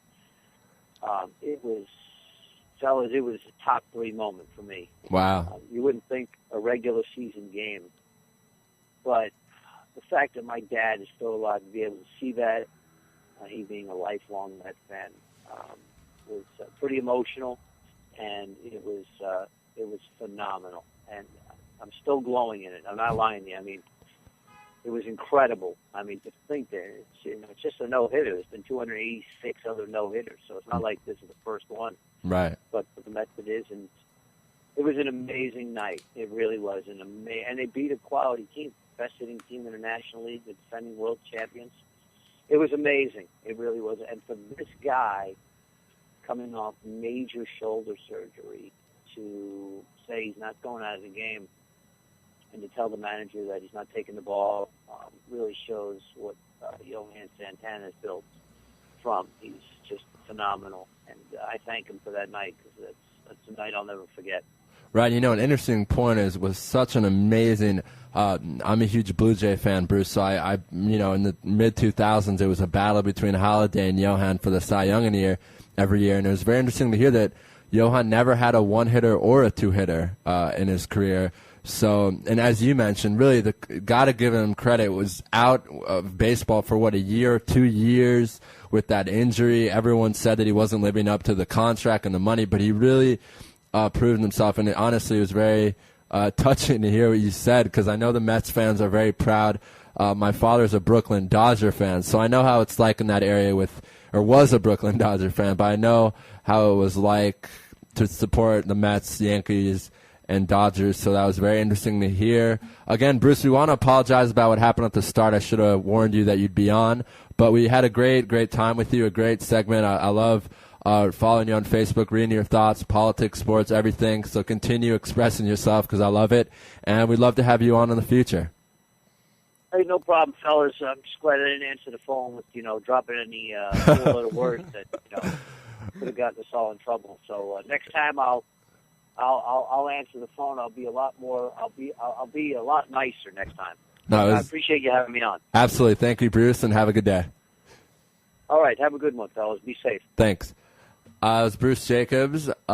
Great, really interesting stuff there, Moshe. What did you think about what he said about the Mets and his father? And he's also a Mets fan. And it's very interesting because those New York fans have something very special about baseball. Mets, Brooklyn Dodgers, New York Giants, and New York Yankees. So what were your thoughts on what he was saying? Yeah, I mean, definitely it's a special city in terms of baseball. Mecca of the world. Yeah. Also, I think that the Mets could really have a magical year. Unfortunately, I am a huge Nationals fan, so it hurts me to say that. But they've got something special going on there, and this could be a great year for them. And Johan, with the first no-hitter in history, it's incredible. And also he added in that personal side there with his father's. It was really something. Right, and of course David Wright has been just a monster this year. But we're not going to talk about that now because we will talk about that in about 3 minutes when we're on with David Dobin, who's our New York baseball insider. Right. In fact, we're going to take a commercial right now. Play our new commercial for you. It'd be nice to get some input on Facebook or email from what people think. And we'll be back in 3 minutes with David Dobin.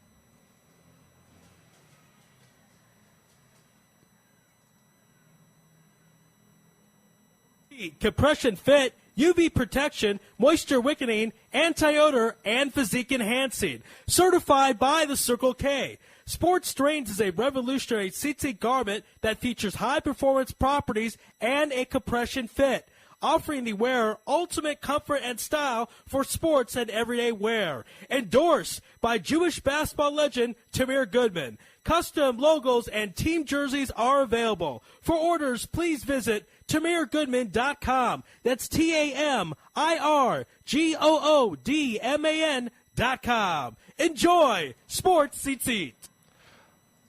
Okay, we're back on Lewis Live. That was Ari Lewis giving Tamir Goodman's plug. We're going to edit it, but we just kind of wanted to preview it for you today. We're also going to be having a new commercial featuring Barak Netanya and everything that they do. We're just gonna trying to find David Dobin's phone number. Then we'll be calling him. It's gonna be a very short segment. We're not gonna take any commercials now until 12:45, 12:50. So it's gonna be very intense. Next 45 minutes. I think 3 guests. So please stay with us. And just trying to find David Dobin's number in our database, because you know how many people we have on the show. Ha ha ha. Again, it's my birthday today, so I want to thank my family for helping me through all the rough times the last year. It's my injury, and all my friends are listening. Shout out to them.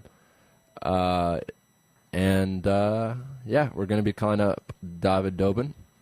I am going to introduce him for you guys, and we're kind of going to let Moshe take this one all the way. It's going to be about 13-minute segment. So here we go.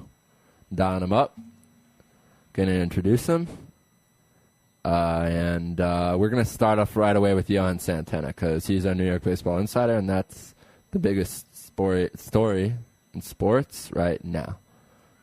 Hi, David. Are you there? I am here. Hey, guys. How you doing? We are on Lewis live on IsraelSportsRadio.com. Thank you so much for joining us. Unfortunately, just giving you a warning, it's going to be a 15-minute segment because we have a crazy show today. But I don't know if you've ever talked to Moshe or you have ever been introduced to him, but here's Moshe. He's new to the station, and he is going to do this segment with you. So I'm going to say nice to hear your voice, David, and here's Moshe.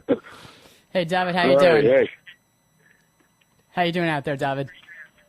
I'm doing great. Yourself, Moshe? Everything's great. Some great news in the baseball world coming out of New York. Obviously, Johan Santana, that monster game, the no-hitter, Johan Santana. Can you tell us what the feelings are like in New York about him these days? Yeah, I mean, it's funny. I mean, I say for me, so the game being on a Friday night, I didn't exactly catch it live, but I came in, the next day, meeting up with everybody. They had caught it in the paper, and there were 2 Mets fans. There's actually one Mets fan to whom I broke the news, and the look on his face said it all. It's funny because no-hitters, you think about them, there have been over 250 in Major League history. Right. They're not the most rare of feats. There have been countless no-hitters in the last few years alone. But for the Mets, it had become something, it had taken on a life of its own. The fact that for 8,019 games, they had never had one. And it just developed into this albatross around the collective necks of the Mets fan base. That when this happened, the relief, and if you listen, Howie Rose, Gary Cohen, the 2 Mets play-by-play guys on radio and TV, they are generally, they are generally very good announcers. And both of them, their voices cracked as they were calling this. It was a spectacular moment for the Mets organization. And the fans obviously they've been, still here 4 days later. I mean, they're still loving it. Yeah, obviously there's Mets have some great history with some magical moments, including, obviously to a different effect, but Mike Piazza's home run after 9/11, Bill Buckner, the Miracle Mets, everything. It's just an incredible town, and now they've got this. It's really something, especially after all that was happening with Johan recently with the shoulder surgery. There was a lot of question whether he would ever be the same pitcher again. Is that right? Oh, definitely. It's funny. When they made the trade a few years ago, and I've had this thrown back in my face in the last few days, but I was insistent that Johan Santana was in the decline phase of his career. And I still do stand by that. I think all these injuries are proof that he'll never be exactly what he was for Minnesota. But as he's shown this year, before this no-hitter, his last time out, he threw a complete game shutout as well.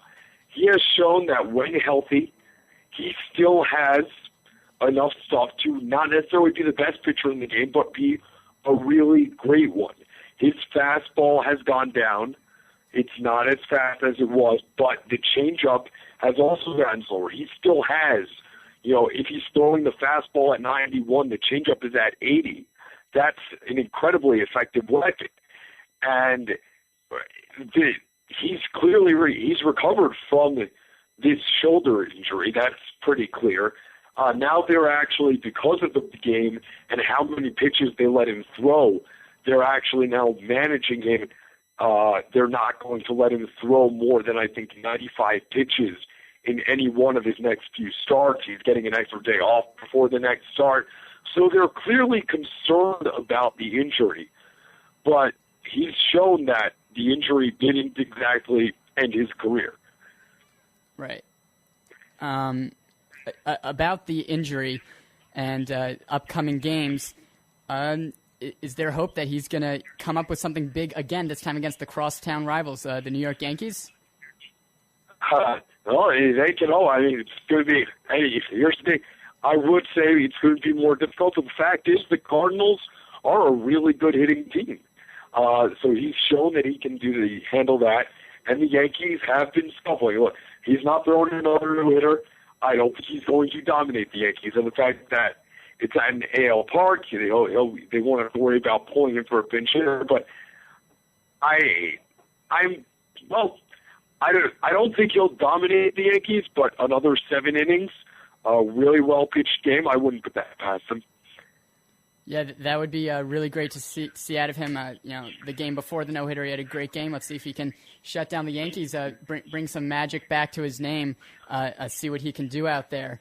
I mean, maybe the Mets can make a run for it this year. That would certainly be incredible. They certainly. Oh, sorry. Yeah, go on. No, about the Mets making a run for it. They certainly, right now, the entire division is crowded. The Mets are in a virtual tie for first. The last place team, the Marlins, have 20. The Phillies have 28 wins. They're right behind. Before the season, a lot of people were talking about them as a 60-win team. That I wasn't buying. I was thinking they'll win somewhere between 70, 75, maybe at best 80. And what they've done is they've outplayed everyone's expectations, and they're even getting better as the season goes on, it seems. They now have Santana, R.A. Dickey over the last.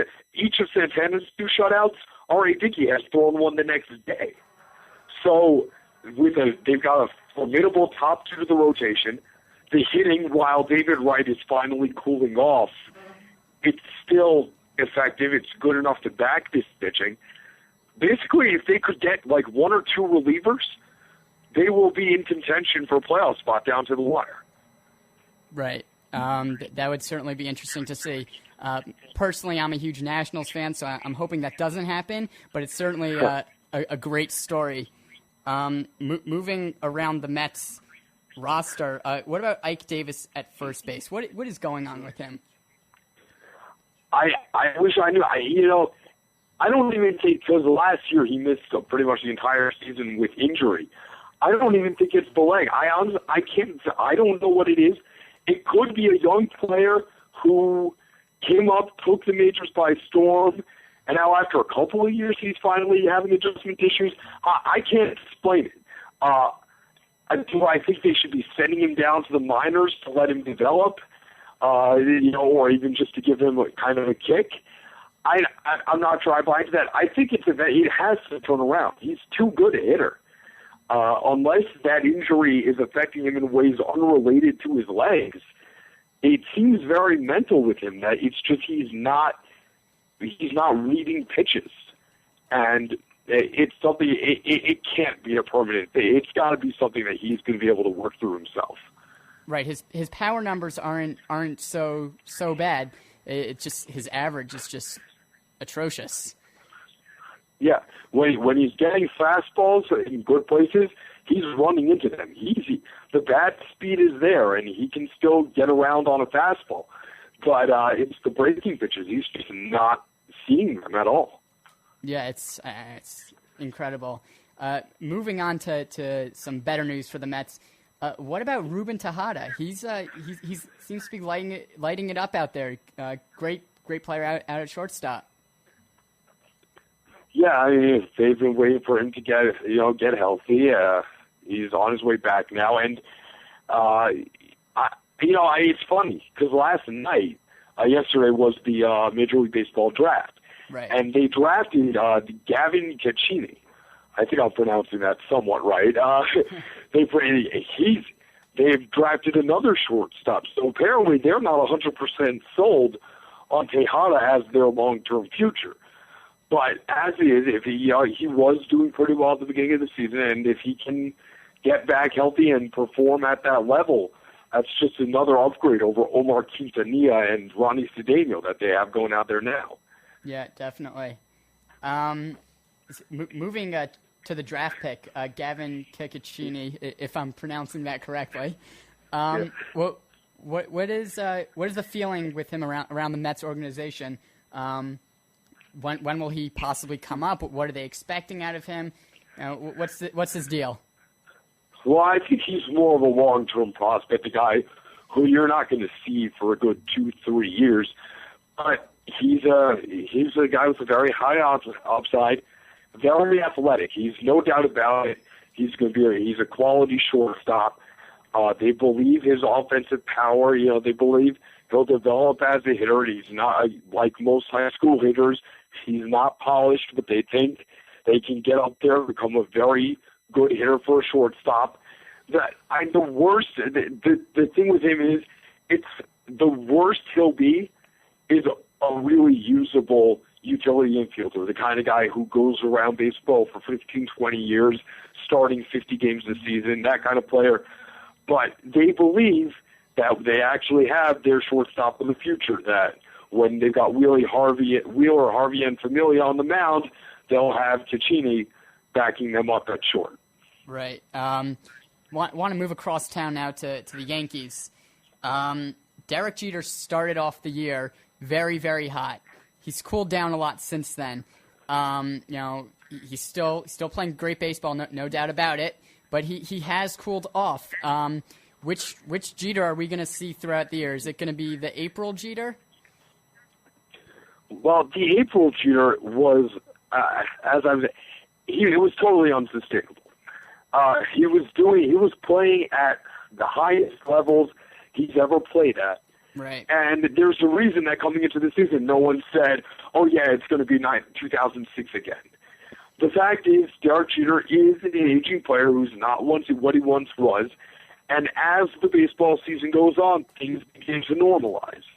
The same way that Mark Teixeira has finally started hitting, that A-Rod is finally improving, and Cano is finally improving. Jeter was bound to eventually come down. Right. He'll eventually even out. He'll probably probably for the next few months, he'll be something like a 320, 330 hitter. That's what he is. That's very good. It's just not historic as it was in April. Yeah, that was incredible. That was unsustainable. Speaking about aging players, Andy Pettitte coming out of retirement. He's playing solid baseball, bringing a nice veteran presence to the rotation out there. Is he going to be able to sustain this throughout the season? Is he going to be able to make the grind? Well, I'm not even. The fact is, right now, he's had two good starts. Well, one phenomenal start. And two that have left me wanting more.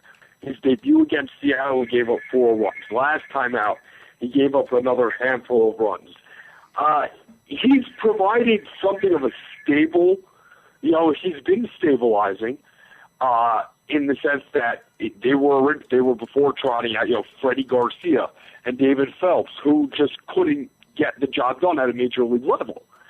Andy Pettitte has been able to provide a stable back end of the rotation guy. Every time out, he'll give them a competitive start, if not a great one. And I don't see why he can't keep that up all year. He's took his time coming back. He's relatively fresh.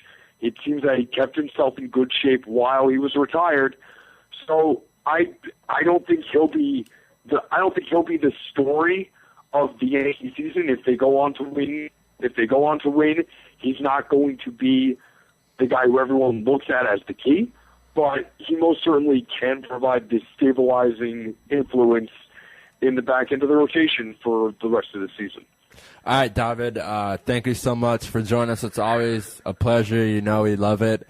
We have to run because we have guests in the San Fran area, but thank you so much. We should have told you we had Jason Stark from ESPN earlier today, which was such a treat. We should have told you to listen. I'm sure you would have loved that, but maybe I can send the podcast to your email or something if you'd like. Sounds good. He's one of my favorite baseball writers. Okay, great. Thank you so much, and we'll be in touch about having you on again the next week or two. All right, sounds great. Take care, guys. Thanks, David. All right, that was David Dobin, our New York baseball insider. Right now we're going to be calling Dylan A. DeSimon, I hope I'm pronouncing that correctly, to talk a lot of San Fran football for 15 minutes, and then we're going to call our man Ari Bluestein. So let's dial him up. I'm going to do most of the segment, but I think that Moshe will join me maybe for a couple questions. We'll see how times go, but we're calling him up. Hopefully things work out. Last time we had a problem reaching him, and we'll see what happens. As I said, he does a lot of San Francisco 49ers writing. So let's see.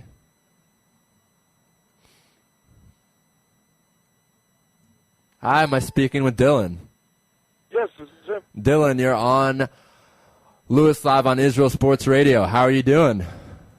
I'm doing good, guys. How you doing? Doing really good. Again, I want to apologize about our technical difficulties the last time we tried to have you on. We really wanted to have you on, and so we're excited to have you on now. Thank you. Yeah, I'm excited to be here.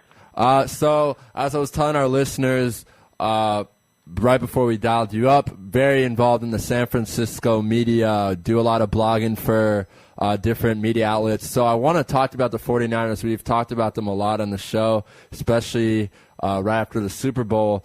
There was some talk for a couple minutes that Peyton Manning was going to go to the 49ers, replace Alex Smith, lead him to the promised land, and everything would be good.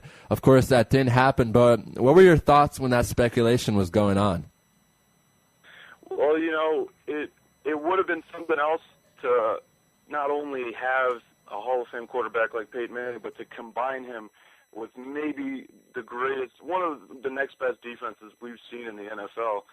And it would have been irresponsible if Coach Harbaugh and the general manager, Trent Baalke, didn't at least, sniff around to see what was available. And, they were committed to Alex Smith, but they had some sort of obligation to at least find out what was going on with Peyton. Obviously, Peyton wanted to go with Denver, and, it wasn't a bad choice. I mean, Denver also has a very good defense. I'm sure that's why, he was able to go with the Broncos over the 49ers. But, with our style of football, it was for the best. I think that everything, is supposed to happen for a reason. I believe the 49ers were supposed to have Alex Smith, and he takes care of the ball. I mean, with the way he plays the game, it works. Absolutely, and I mean, I don't know, you think about how close the 49ers were to going to the Super Bowl and winning it this year, and maybe with the Peyton Manning, that would have been the cream on the cake. But, I mean, who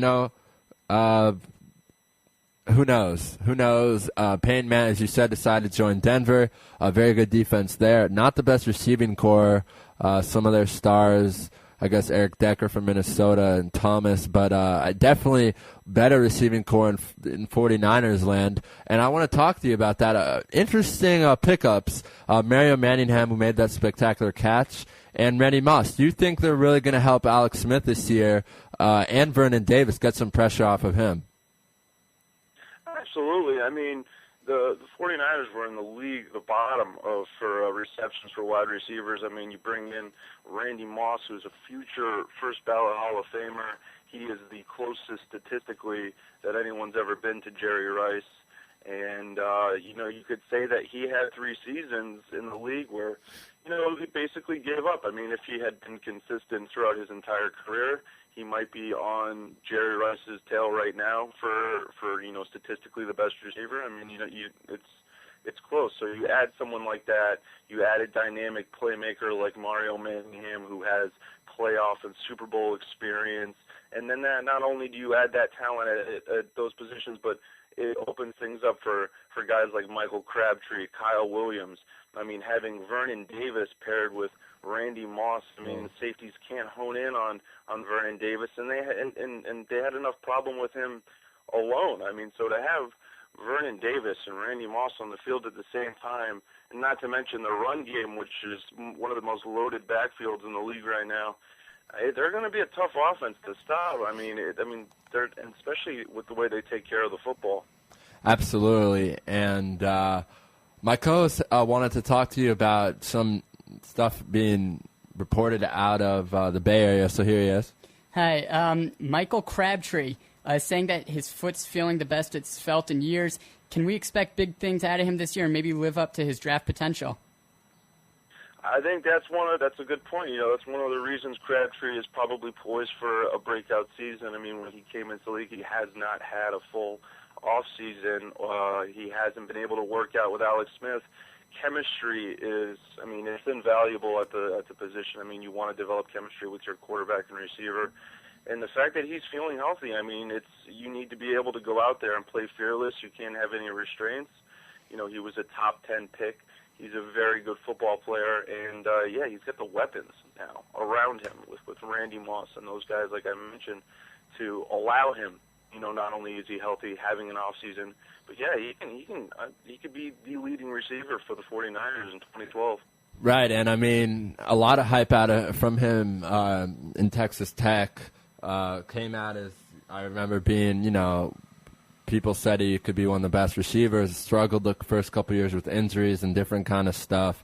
Of course, he was injured, I believe, when he got drafted. That kind of was a concern, but we'll see what happens there. I want to talk to you about Frank Gore and, what he's been able to do to the running game. You kind of touched up on it earlier, but I want to get a more detailed analysis from you on what he brings to this team in toughness and just the ability to really pound through people. Gore's one of the best. I caught on NFL 32 yesterday. Tim Hasselbeck actually had Frank Gore as his 4th best running back in the league, which I thought was a pretty bold statement given that Gore doesn't get the headlines that guys like Arian Foster or Ray Rice or LaShawn McCoy get.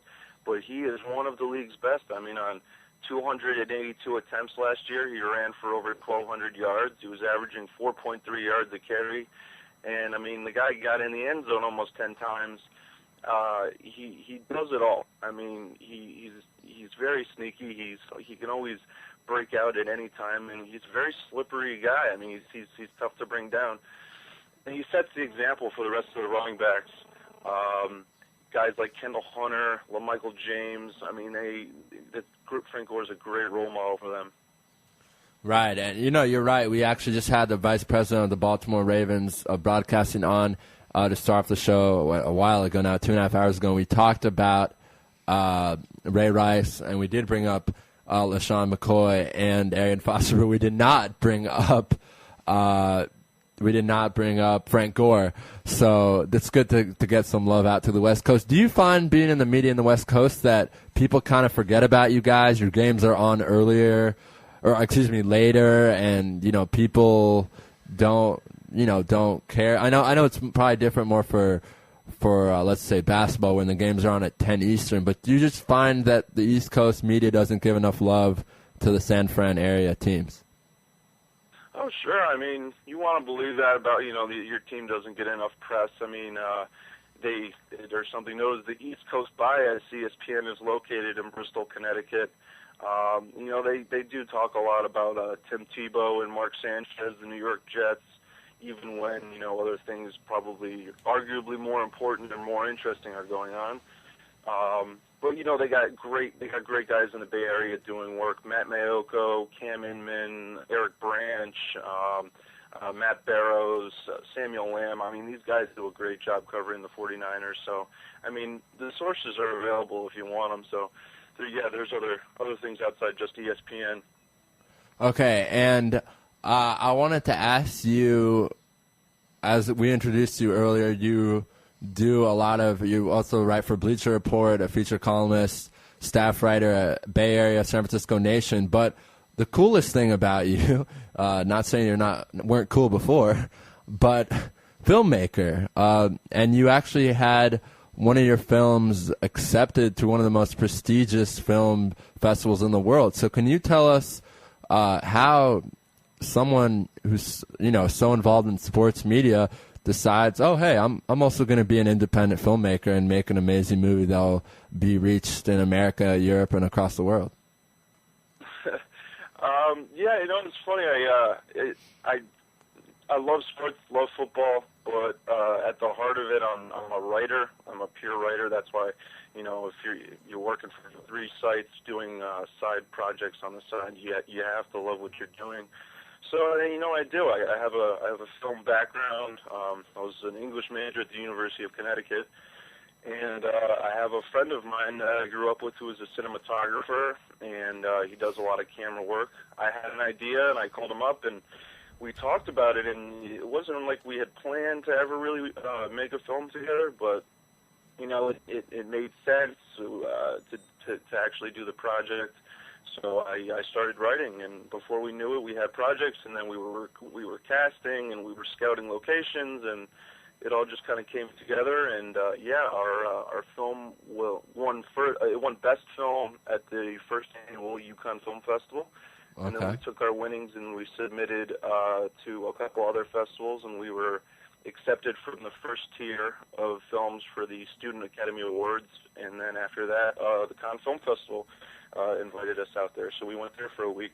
Right, and that's we're in Israel, so we know more about that probably than the average American. It's a very, very big film festival.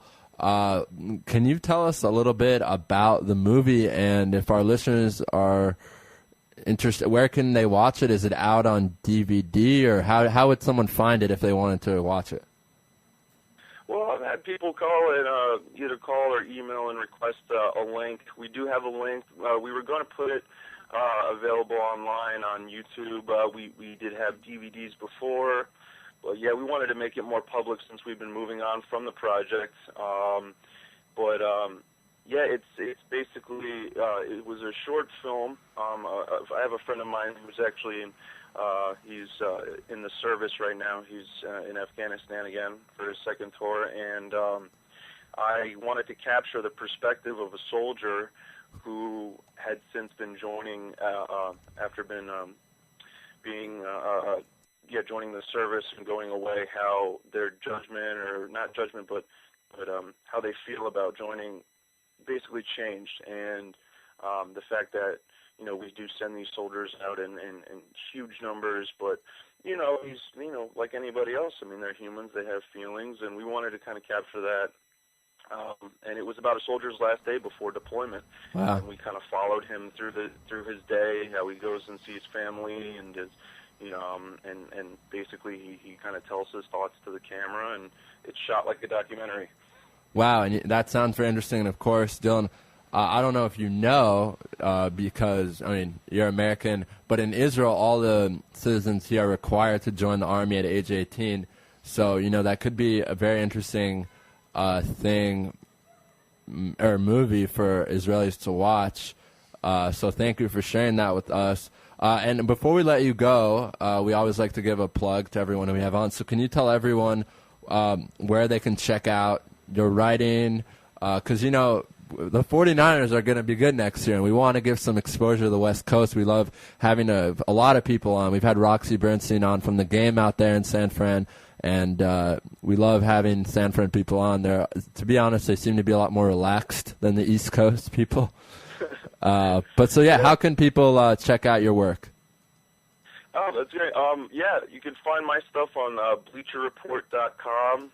Usually on the front page, I'm one of their featured columnists on 49ers front page, and also at Niners Nation, where myself and David Fucillo and Trey, we all make the site run real well. Also, Super Bowl Nation Bay Area.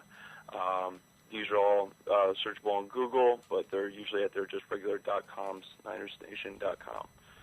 Okay. Thank you so much. And you know what? We'd love to have you on during, maybe first, second week of the season to talk some 49ers. Yeah, definitely. We'll plan something, and we'll how about after maybe that Green Bay or Detroit game in week 1 or 2. All right, yeah, we'll be looking forward to it. We love having people on from all over the country, and we appreciate your time. And have a good morning, I guess, out in San Fran. It's morning there. Yeah, it is. Well, thanks for having me, guys. No problem. Thank you. So that was Dylan DeSimon, I believe. We ask him next time he comes on. But great stuff there. Really interesting about the movie. What were your thoughts on that movie about the soldier leaving? I know it's a very touchy thing in America. You've lived there most of your life, Moshe, so what are your thoughts on that? I thought it was an interesting idea, interesting movie. Definitely put that on my list of movies to watch. It's also, I think that's really cool how somebody who is so big in the sports world as a sports journalist reaches out and does some other work and gets recognized for it, won awards. It's incredible how talented he is. Absolutely. I mean, you said it best. It's rare when you have a guy who writes for this and that and this and that to be like, oh, yeah, I want to make a movie too. And not only that, but have it accepted to one of the most prestigious film festivals, of course, in Southern France, the Cannes Festival, which has had, so many movies. I'm a movie buff. Go through there that have become hits. So, very exciting stuff there. We're going to take a commercial, and then we're going to be on with Ari Bluestein to talk Phillies, baseball, basketball, sports, anything. He's our man. We love him out from Philly. And we're hoping you're staying with us. We're in our third hour right now. We have him next. Then at 1 p.m. local Eastern times, 8 p.m. local time, we'll have our man Kyle Draper from Boston Comcast or New England Comcast, or we'll ask him about that. To talk about the Celtics, go Celtics tonight. I kind of want LeBron to win a title, but I want to see the Celtics team go deep, so I'm kind of mixed. But we'll talk to Kyle about that and a lot of good stuff. We're not going to play the Tamir Goodman commercial right now, but we will be right back, so please stay with us. You're tuned in to the only all-sports talk network in the Middle East, IsraelSportsRadio.com.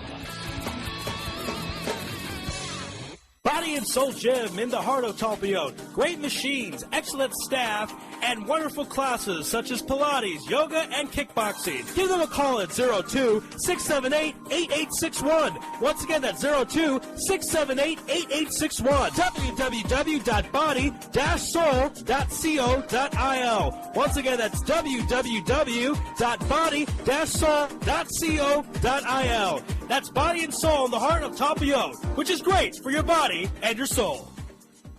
You're already using a credit card every day. Why not feel good every time you make a purchase? When using the HAS Advantage Support Israel Visa card, a percentage of each purchase you make will be donated to your choice of 24 Israeli-based charities, while still earning a reward point for every dollar spent. But wait, these rewards are even better than the standard rewards you get, especially when using them towards Israel travel, with the best conversion rate on El Al's Matmeed Frequent Flyer program. Earn double points at some of your favorite supermarkets and restaurants in the U.S., as well as discounts all over Israel. If you love traveling and supporting Israel, HAS Advantage is the card for you. Just give us a call toll-free at 1-866-6-ISRAEL. Sign up right now with the code ISR10 to earn 2,500 bonus points. That's 1-866-647-7235. HAS Advantage. Earn rewards. Support Israel. Offer valid for U.S. citizens only. Terms and conditions do apply. When dialing from within Israel, please dial 1-800-200-818.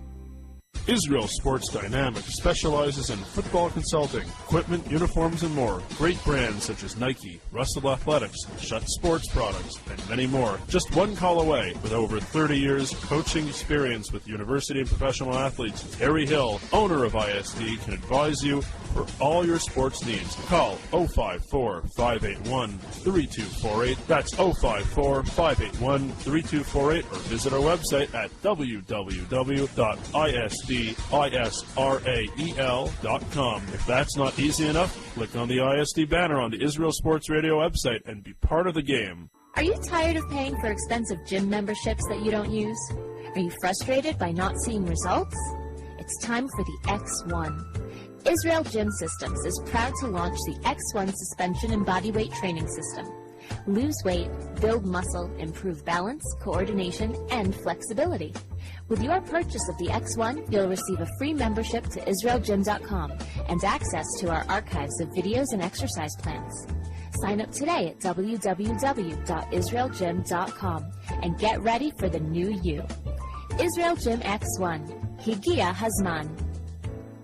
DJ Venom, DJ Venom, DJ Venom, DJing parties throughout Israel, birthday parties, weddings, club events, bar mitzvahs, bat mitzvahs, and much more. You pick the type of music and DJ Venom will turn your event to the party of the year. Available Sunday through Thursday. Call 052-952-6506 or email djvenom1984@yahoo.com. That's 052-952-6506 or email djvenom1984@yahoo.com. Book your party today. That's DJ Venom. Broadcasting live from Israel. IsraelSportsRadio.com. Yes, hi, Raphael. How are you? I'm doing great. Good. Happy birthday, buddy. Thank you. I appreciate it. Ari, there's a lot of good stuff to talk about. And, I was telling our listeners that you're technically on paper our Philadelphia insider, but I know we can talk anything with you. I hope that's okay with you today. Whatever you want to talk about, Raphael, it's your day. It's my day. All right. Well, I wanted to start off and talk to you last night. I was crazy enough to stay up till 7:15 local time and watch the Thunder come back and really take over the series. So what the hell is going on in Oklahoma and San Antonio? And this series has gone from, Spurs are going to sweep to the Thunder now got this. So what's going on? Well, I never thought the Spurs were going to sweep. I kind of thought the Thunder would even it up in Oklahoma City and make it a 3-game series. And then after that, wasn't really sure how it was going to go down. What you saw, though, in the first 2 games was the Spurs basically executing the way that they have been. But the Thunder, they've made some adjustments, and they are really clicking offensively right now. And I think right now what's happening is talent is outplaying fundamentals. As good as Ginobili, Parker, and Duncan are, and the rest of those guys on the team, like Kawhi Leonard, that team, they're not as talented as the big three of Oklahoma City. Kevin Durant, he's starting to step it up in the second half. He's having some monster third and fourth quarters. Russell Westbrook, although he's still turning the ball over, is doing a much better job of scoring and dishing it out to Durant. And, of course, James Harden is the wild card in all this.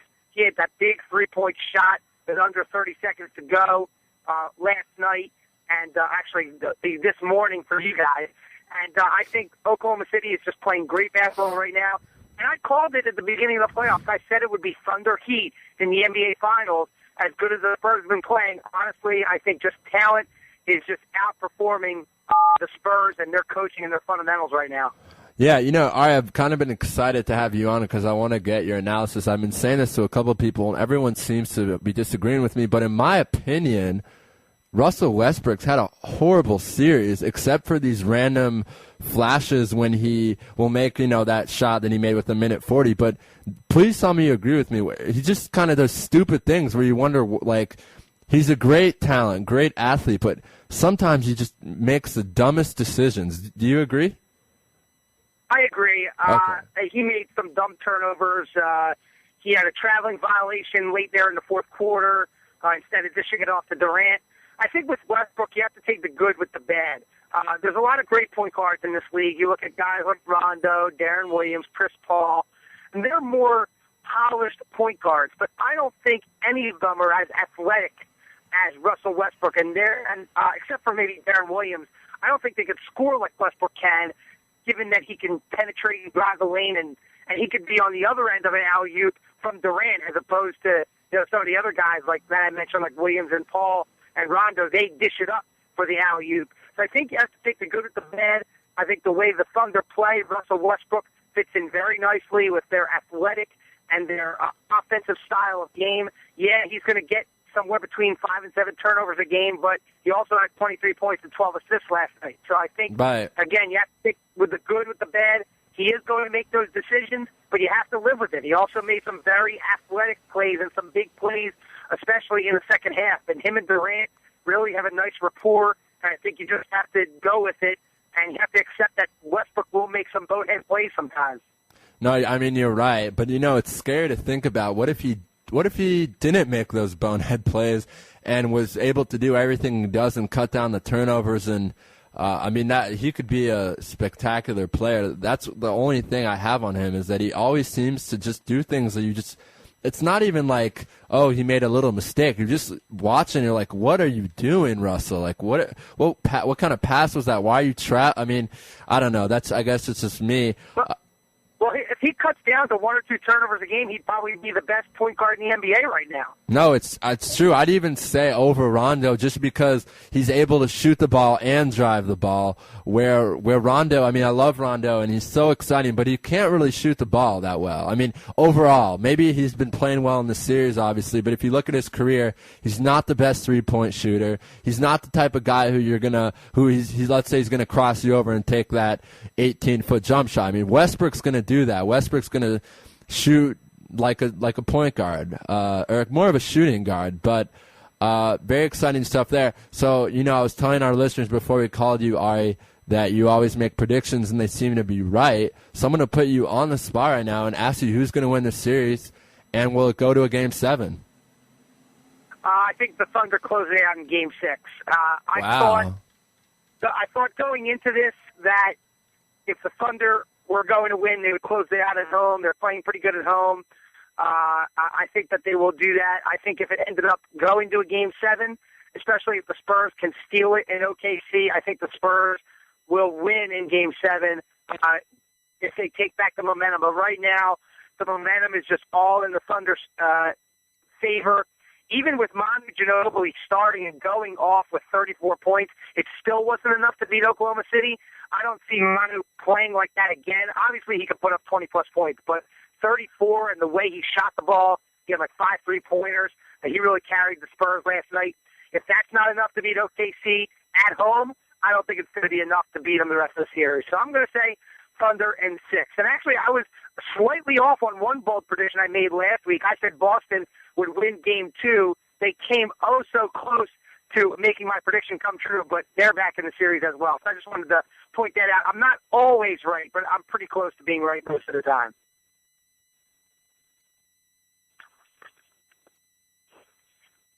Raphael, are you still there? Can you hear me right now, Ari? Yeah, now I can hear you. I lost you for a second. Yeah, you lost me. But I was saying Miami, Boston, I mean, honestly, this is good for the NBA because a lot of people were worried that, maybe not a sweep, but both teams would win 4-1 or 4-2. But suddenly these teams have played so well at home and not only just barely beaten them, but just dominated. I feel bad for LeBron. I've never been a LeBron hater my whole life. I actually am a pro LeBron guy. I didn't really have a problem with a decision like everyone else did. I want him to win a title just because I truly think he's the best player in the NBA by far overall. But I'm worried. The Celtics team is giving them a lot of problems. So what do you think is going to happen tonight in a very, very crucial Game 5 back in Miami? Yeah, it'll be interesting to see what happens. You have the Chris Bosh factor in there as well. Is he going to play? Is he not going to play? Eric Spoelstra is kind of being unclear with that right now. I think they should find a way to get him on the floor, even if he just plays 15 to 20 minutes. I mean, that'll be a huge difference maker, I feel like, even if he could just give you maybe 8 points, 5 rebounds, a little bit of defense against Kevin Garnett in the fourth quarter. I think ultimately the Heat will win this series in 7 games. I think Boston has outplayed Miami in the previous 3 games, even though they did lose that game 2 that I thought they would win. I thought they outplayed Miami, and Miami just kind of used the home crowd, a couple of questionable calls. I'm not going to really kill the officiating like everybody else has.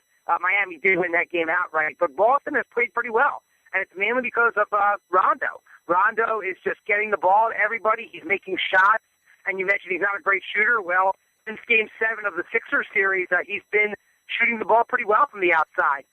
Not necessarily the three-point shot, but also from just inside the three-point line. So I think the Heat win tonight. I think Boston win Game 6 at home, and I think the Heat will win in Game 7. Going to make those Miami fans sweat a little bit, and those LeBron fans sweat a little bit. But ultimately, I think Miami will win this series. I think they'll find a way to get it done, especially if they can get Chris Bosh back on the floor. Right, and if they get Chris Bosh back and everyone's able to click, Dwayne Wade, I don't know what's going on with Dwayne Wade. It'd be very interesting to find out, in the media through someone, is he going through a divorce? Is something wrong with his kids? I mean, something just looks off with Dwayne. He's not playing the way he has his whole career. Yeah, he's been injured a little bit this year. He missed that shot to win it in Game 4. He's getting older. He's getting up there. He's had a great career. He's probably at the end of his prime. He's not out of his prime yet, but he's probably at the end of his prime. But, he's got a lot of pressure on him, and as does LeBron, because they're without Chris Bosh, and really there's nobody else to help them out. You get Chalmers, who can knock down an occasional three-point shot. Battier, same thing, but up front they have no help with Anthony and Turiaf. I mean, they're just bodies in there, big bodies to get rebounds. You can't really rely on them for offense. So really, it's all on their shoulders, and that's tough when you're not really getting a lot of help. And you have Boston, who has at least 4 players, especially with Ray Allen playing better, to shoulder the offensive load. So I think there's a lot of pressure on them, not only within the team but from the media, with the decision. And LeBron saying they're going to win 7 or 8 championships. I mean, there's a lot of pressure on them to win this year, especially if they don't get to the NBA Finals. A lot of people are going to look at this team and say, hey, they might need to break up this big 3 to give LeBron a chance to win the title. So I think a lot of that is going into it. Again, I think you're going to see D-Wade and LeBron both step it up, and I think they will win the series. I don't think they're going to beat whoever comes out of the West, whether it's the Spurs or the Thunder, but I think they'll find a way to beat Boston. I think Dwayne Wade will find a way to perform. Yeah, and it'll be interesting to see what happens. Everyone has said that. No matter who comes out of the East, they have no shot. So the question is that going to motivate LeBron? Is that going to – who knows? But I wanted to ask you one last thing before we move on to a little college basketball. And then I don't know if you've ever talked to Moshe, but he's here new at the station, so he's going to talk some NL East with you, and I know how much you love that. But what were your thoughts on that last play in Game 4 with LeBron passing it to Haslam? I'll tell you my thoughts after you tell me your thoughts. Well, here's my thoughts about LeBron. Okay, LeBron's a great player. He's probably the best player in the NBA, one of the best players of all time. There's no doubting that. But anytime he feels some kind of defensive pressure late in the game or in overtime, he finds a way to dish it off to a teammate. Now, you can look at it and say that's unselfish, but you also have to look at it and say, look, you're one of the best players in the world. You're one of the best players to ever play the game. You have to fight through the defense, rise up, because you can jump higher than everybody on the court, rise up and take that shot or drive in and take a fadeaway jumper. Because guys like Paul Pierce, Kobe Bryant, those type of closers, they're going to take that shot even with the defense in their face. And as soon as LeBron senses some kind of defensive pressure, he gives it off. Now, I think Eric Spoelstra made a mistake of not putting Mike Miller and Shane Battier on the floor to kind of give LeBron that space and maybe stay on the outside so he can dish it off to get somebody who can shoot a good shot instead of Udonis Haslem throwing up a shot, throwing up a prayer that had no chance of going in. So I blame the coach a little bit, but I also blame LeBron for not taking it upon himself, for not taking the shot. I like LeBron as a player. I think he's a great player, but his one fault definitely is shooting in the clutch and taking it upon himself to take that shot. He just doesn't want it for some reason, and that is his fault. And until he does that, to win a title, nobody will fully respect him as a top NBA player and as a top closer. Right, but all right. So now I heard what you had to say, and I do agree. But at the same time, all right, if you watch instant replay, he had 4 guys on him. 4. Yeah, but 2 guys. He was double teamed, and a triple team was coming. He could have easily spun off and taken like a fadeaway jumper. I know what you're saying, but I don't know. I think he's got to find a way to take that shot. But go ahead, continue, Raphael. No, you're right, and I don't know. I've been very, very loyal to LeBron throughout his whole career. I lived, in Indiana, where everyone would always talk about how great Peyton Manning was, and I would say he's really not. It took him, maybe the best all time in the regular season, but definitely not in the postseason. It took him till age 30 to get to the finals. LeBron got there 5 years ago. LeBron's been to the finals twice already. He's only 27, 28. Michael Jordan didn't win championships yet. He won, I think, when he was 27, the same age as LeBron. LeBron's won 3 MVPs, 2 MVPs. Yeah, I hear the comparison there with Jordan and Peyton Manning, but LeBron did not. Michael Jordan and Peyton Manning didn't come out and say, not 1, not 2, not 3, not 4. He didn't come out and say that. LeBron came out and said that, made a big spectacle of going to the Heat with Chris Bosh and making the big 3, and that's why people are looking at him like that, because he did do that. Like, okay, you said you're going to win 3, 4, 5, 6 titles. Let's go. Let's get going, because last year. Yeah, I'm sorry. Go ahead. No, you're right, but he just went to one championship and lost. Fine, but so. I don't buy the thing that they can't beat the West. I think if Chris Bosh comes back and those other guys give you a little, Mike Miller's really been playing better lately, knocking more threes. If you have Chris Bosh come back, have a strong Dwayne Wade, I don't see a reason why they couldn't beat the Heat, or the Thunder or the Spurs. That's my opinion, and we could go back and forth on this, but we got to move on, Ari, unfortunately, or else we'd talk about it forever. But college basketball, I just wrote an article yesterday for Beyond You Sports, is where I blog about college basketball. I wrote that the Atlantic 10 is the new, my argument was the Atlantic 10 is the new hottest conference in basketball, with teams like Xavier, VCU, Butler, of course, and St. Louis, led by Majerus, who they made the tournament last year, played pretty well all season. Then you always have those sleepers with Richmond Spiders, who have played well lately, and Dayton, who's had a couple NIT championships, I think. So, being the play-by-play guy for Drexel in one of the mid-majors, what do you think of what I said, and do you agree that the A-10 is really strong now? I definitely agree the A-10 is really strong. Butler is now joining the A-10 this coming season as opposed to the following season. That's the newest late-breaking news for the A-10. Right. VCU, they've been a very strong team, and adding those 2 teams is big. Now, next year, Temple and Charlotte will still be in the A-10. Right. So next year especially, the A-10 will be very strong. Now, Temple and Charlotte will be leaving after the 2012-2013 season, but the conference will still be strong. The A-10, if you go back 10 years, when UMass was big, when John Calipari was there, when John Chaney was still at Temple, and of course you had Xavier and Dayton and Richmond, some of those other teams you mentioned, the A-10 was very strong, and they kind of took a little bit of a step back, but now I think they're back. I wouldn't put them up there with conferences like the SEC, the Big 12, the Big East, et cetera, just yet, but I would think they are definitely right behind the Power Six. They are certainly the top of the non-BCS conferences. Right, and I completely forgot about that. I should have mentioned that in the article, but as you mentioned, next year Temple will be in. Of course, the VCU's not coming over next year, but still Temple, just thinking about it, you know how much I love college basketball. I know how much you do.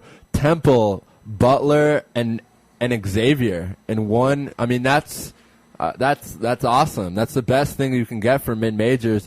The battle between Butler and Xavier will be great. Of course, Butler's in the Indianapolis area and Xavier's in the Cincy area. That could be a very, very big rivalry. And in the article, I made the point that Xavier's been, the big boy. They've won, 8 in a row in this division in the Atlantic 10, and they're not just going to come in and let these teams, push them aside. So do you agree with that?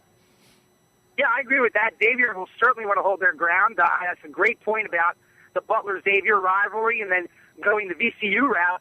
VCU is located in Richmond, Virginia. So VCU and Richmond, they've already got a decent rivalry because they play out of conference, but now they're going to be in the same conference. I think that is a great rivalry as well. So I certainly agree. Xavier will want to hold their ground and should be a very exciting year in the A-10. Yeah, and Charlotte used to be competitive back in the days. They've kind of taken a downfall. But George Washington, Pops Menso Boo, I can't say his name, but I remember the year when George Washington and George Washington and St. Joseph's, that's who it was, were both these two main mid-major teams that were in the top 10 all year. So they've also had a pretty good history back in the day. And I think Pops played a little bit in the NBA, and a couple of years ago he played in Israel.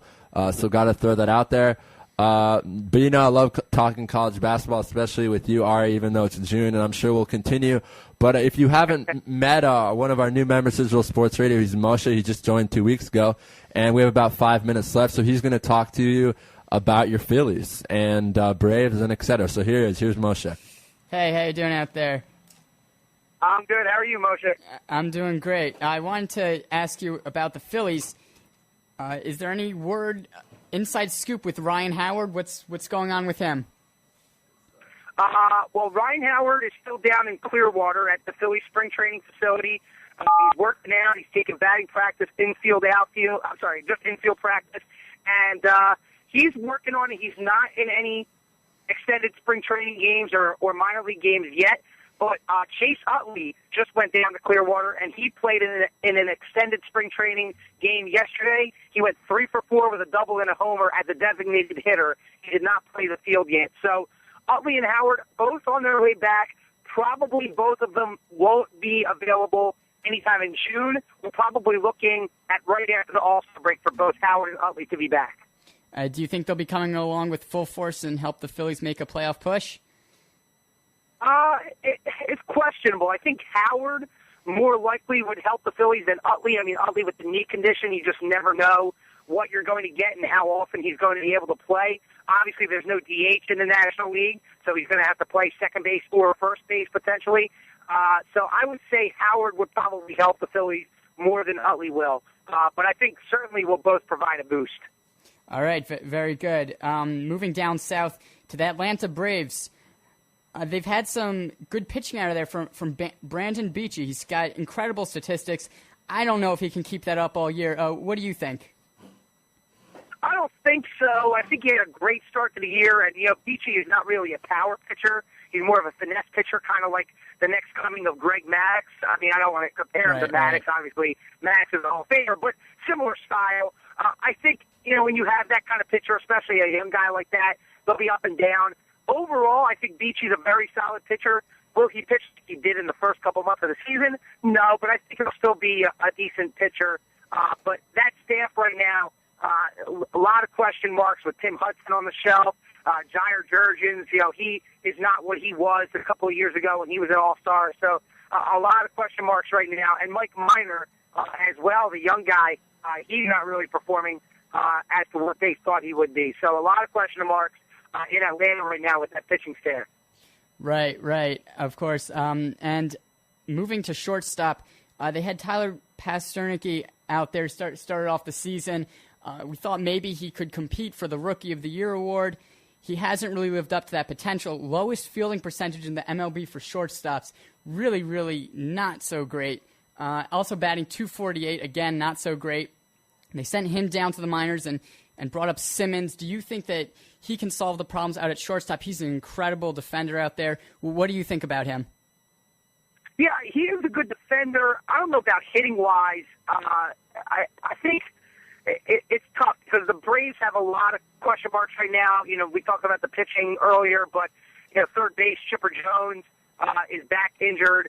I don't know if Simmons will solve the problem at shortstop. I think he could hold down a position, especially how good he is defensively from what I've heard and from what I've seen so far. So that's really all you need. And you compare that to the situation in Philly. We have a rookie second baseman in Freddie Galvis who is hitting okay. He actually has about 23 RBIs this year, but he's more there for defensive purposes. So if you have a good shortstop that can hold down the position defensively, probably the most important position on the field, maybe other than the pitcher and the catcher, I think the Braves could hold strong in what is a very competitive National League East this year.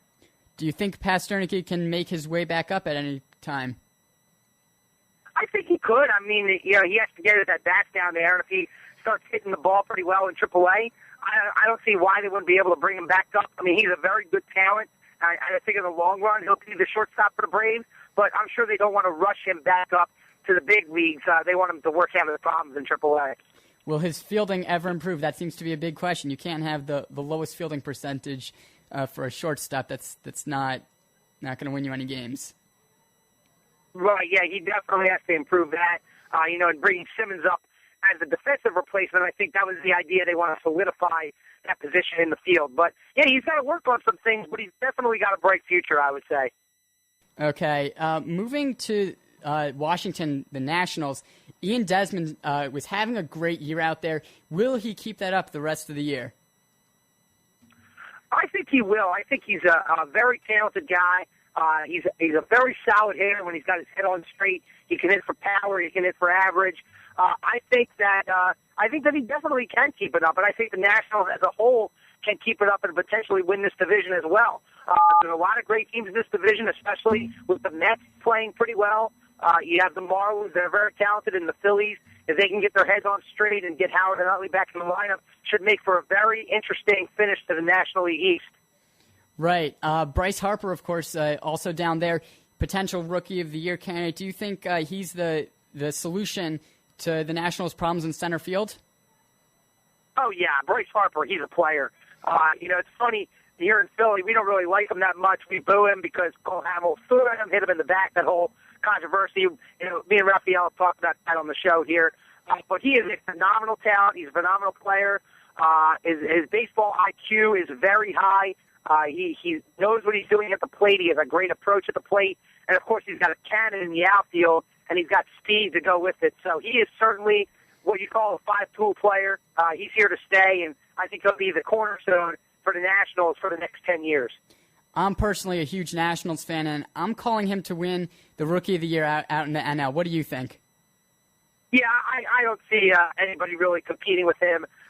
Everybody here in Philly is on the Freddie Galvis bandwagon, but he's not Bryce Harper. He's not even close, especially offensively.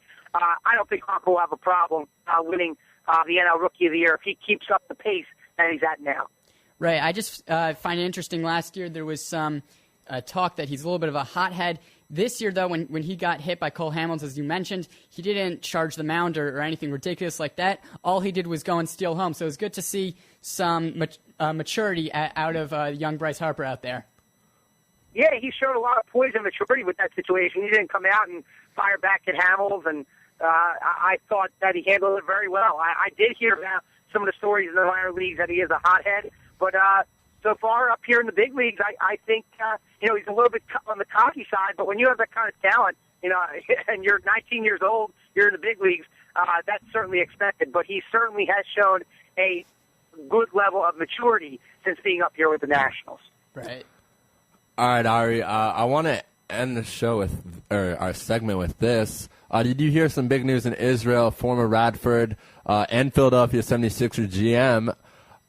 Coach Brad Greenberg will be the new coach at Maccabi Haifa. Do you have any thoughts on that? Oh, no, that's great news. I think that's pretty good. It's always great to get members of the tribe in Israel and to provide their wisdom on Israeli basketball players and, of course, players that have come to Israel from other places. So that's great news. You can't really go wrong there. I like it. Right, and we actually interviewed him, remember, it was a long time ago, and he's right now in Venezuela. He's an assistant on the national team working with Vasquez, who's probably your boy from the Maryland area. I'm sure you remember Vasquez at Maryland. Yeah. And I was asking him, you've accomplished so much. You've been an assistant coach in the NBA, GM, or this or that. What do you have left to accomplish? And he said, and this was in February, I want to coach in Israel. So it's very cool to see that he got that done. And there's some rumors, speculation that he might bring his brother along because, I mean, his brother doesn't need the money because he's getting the settlement from Virginia Tech. Or not the settlement, what's the word? The buyout. Buyout's the word. And he might bring his brother, and they might have a brother tandem thing. That'd be pretty cool. So we'll see what happens there. Just thought I'd let you know about that. As always, Ari, we appreciate the time. It's always fun. And thank you so much, as usual. Yeah, thanks a lot, guys. Great segment, and Moshe, nice job. Thank you. All right, Ari, speak to you soon. Okay, see you. Happy birthday again. Thanks, Ari. All right, that was Ari Bluestein, who you got to love at Moshe. That was, I think, was that your first time talking to Ari? Yes, it was. And what does he bring, I mean, to the network? A lot of energy, you know? Yeah, what does he not bring? He seems to know everything about every sport. Right. Very, very talented guy, very smart. It'll be good to talk to him more in the future. Yeah, very, very loyal to Israel Sports Radio. One of our former co-hosts got him on, I believe, a year ago, even more, and she left, and he stayed loyal to us. He does the play-by-play for the Drexel basketball team in the conference, and the CAA, Colonial Athletic Association. I believe that's what it stands for. Yep. And he also does a lot of other stuff. He's thinking about starting his own radio station that covers Philly sports, knows a lot of guys in the Philly area, and is a good friend of ours at Israel Sports Radio. And we're going to end this show with Kyle Draper.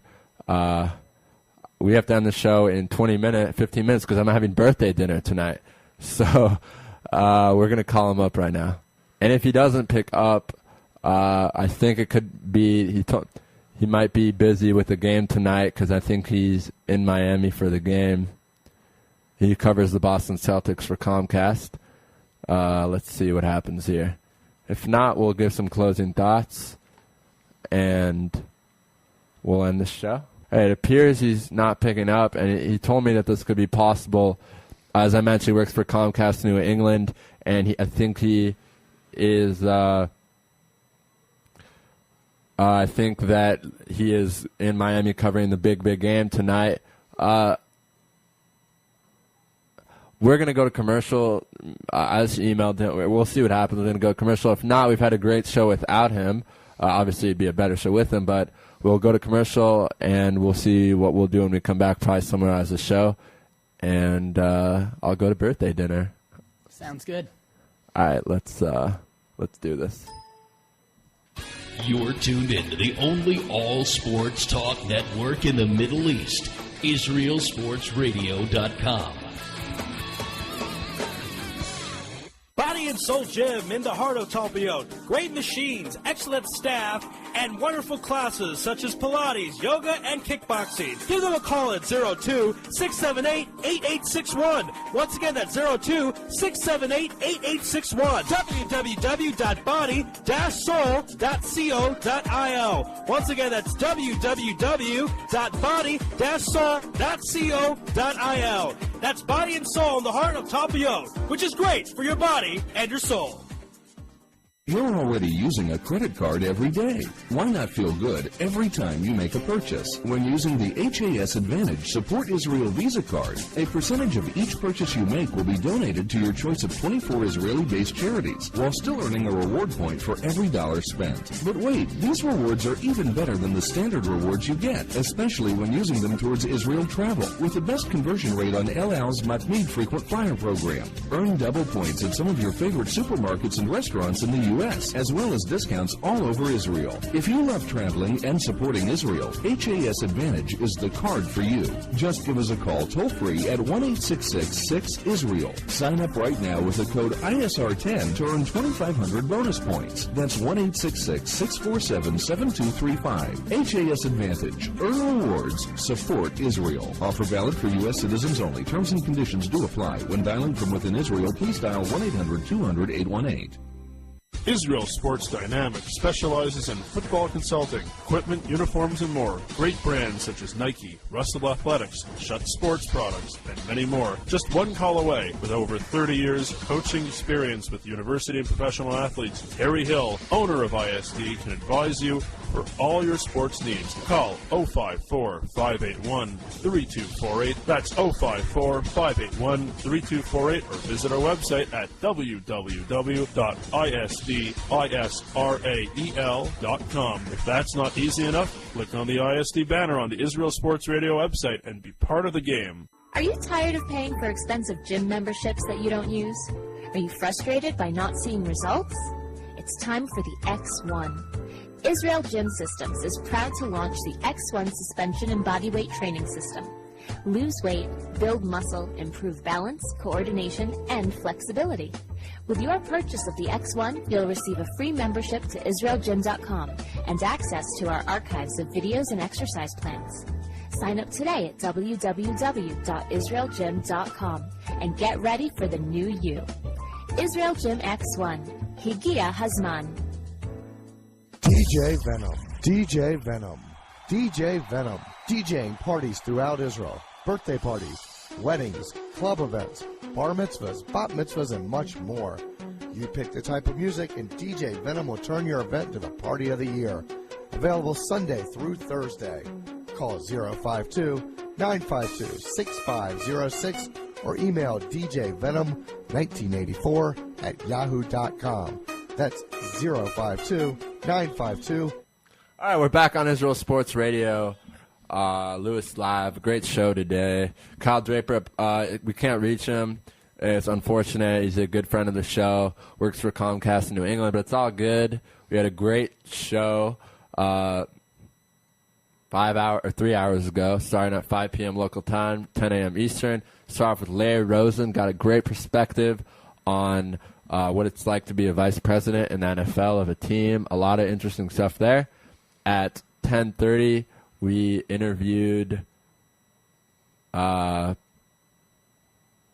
I'm blanking on the name. Sorry, it's just been a long day, and I've. Wow. As soon as we see it, I'm going to feel horrible for not remembering, because I remember it was very good. But we've interviewed so many people today. Moshe, can you help me out? I don't have my calendar in front of me either.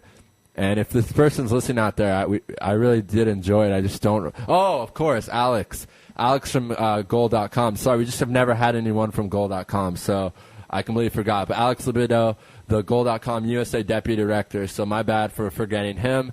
That was really, really fun. Really fun. We examined everything, and we just got news. That Tommy Smith will be joining us again, which is Kyle Draper wants it. All right, we're going to call Kyle Draper because he just wrote us. So we're going to talk to him for probably 10 minutes, to be honest. And then we're going to have to go. But so I'll do the whole recap in a few minutes. So we're going to dial up Kyle right now and just really quickly ask him about what to expect tonight. And unfortunately, that's all we can do right now because we have to do some stuff here in the office before we leave for my dinner. And, so we're going to dial Kyle Draper from Comcast. We're just trying to find all our equipment to call him. It's very slow today, but we're dialing him up right now. So as soon as he picks up, we will talk to him. And it's ringing right now. Ringing.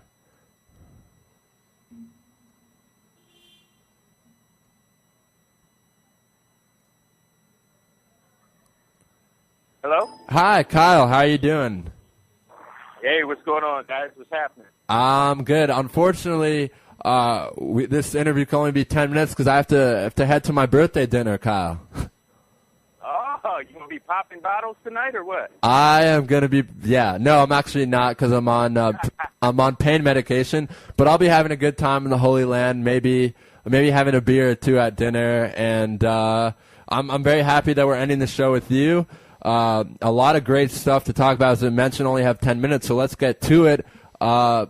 Huge game tonight for you. I mean, for everyone in Boston. Celtics have done an amazing job getting the series back. I remember when I wrote you and asked you you want to do the interview, I said to you, I don't even know if we'll be able to talk about the Celtics because they might be swept, but not at all. So talk about tonight's game and what you're looking forward to. Well, you're right about that. It's definitely a huge game. I mean, to me, the winner of tonight's game wins the series. What I'm looking for from the Celtics is for them to stay aggressive. You know, they are at their best when Rajon Rondo is dictating the pace, when he's aggressively taking it to the hole. And so for them to win tonight, he needs to be at his best. He needs to do more of that. And they also need to limit Miami's outside shooters. You can't let guys like Mike Miller, Mario Chalmers, Shane Battier get off on you because we know LeBron and D. Wade, they're going to get their 30 or 20 or whatever it is. So that's what I'm looking for tonight. You know, if I'm the Celtics, stay aggressive, attack the basket, and then tighten up the defense on the outside shooting. Right, and I got to ask you, Kyle, Rajon Rondo has been balling it up, right? He's just tearing it up, having such an amazing performance on all I mean, just playing so well. That went, 44 points, 12 rebounds, 10 assists. I mean, you've been covering a lot of sports. You work for different networks. You're now in New England, but have you ever seen an athlete or a point guard play at such a high level in your career in sports? No, not at all. I mean, he's, in all my years of covering sports, the way he's playing it now is the best the point guard position has been played in recent years. And what's fascinating about him is, you mentioned, he can beat you with 44 points. You know, he can drop 44 if need be, or he can dish out 15 assists like he did the other night. And so as soon as you figure him out or think you figure him out, he does something different. And so there's no one way to stop Rajon. To me, the only way to stop him is if he stops himself. And he's playing at a high level right now. We've seen throughout this series, Miami has no answer for him. Right, and Kyle, being in the media in Boston, going to the press conferences and doing all that kind of stuff, no one really knows much about Rajon. He doesn't seem to be the media type, but I want to ask you about the comments that he made with ESPN sideline reporter at halftime, saying that the reason why they put up 61 against the Heat was that the Heat players were complaining on the way back. So what were your thoughts when he said that? I thought he was telling the truth. I've long said that the Heat, especially Dwayne Wade, and I'm a Dwayne Wade fan. I like his game on the field, but he complains to the refs too many times. While he's busy complaining, the other team is going the other way with a 4-on-3 advantage or, a mismatch. And so he's right about that. I think he just said what others home were already thinking. I mean, Miami, they're some of the biggest complainers, first of all. And I don't mind complaining, but Miami lets it affect their play. Dwayne Wade not getting back on defense, Rondo mentioned it. I mean, they're too busy complaining. And so I had nothing wrong with what he had to say. He was speaking the truth. You just don't hear that often, other players criticizing other teams like that.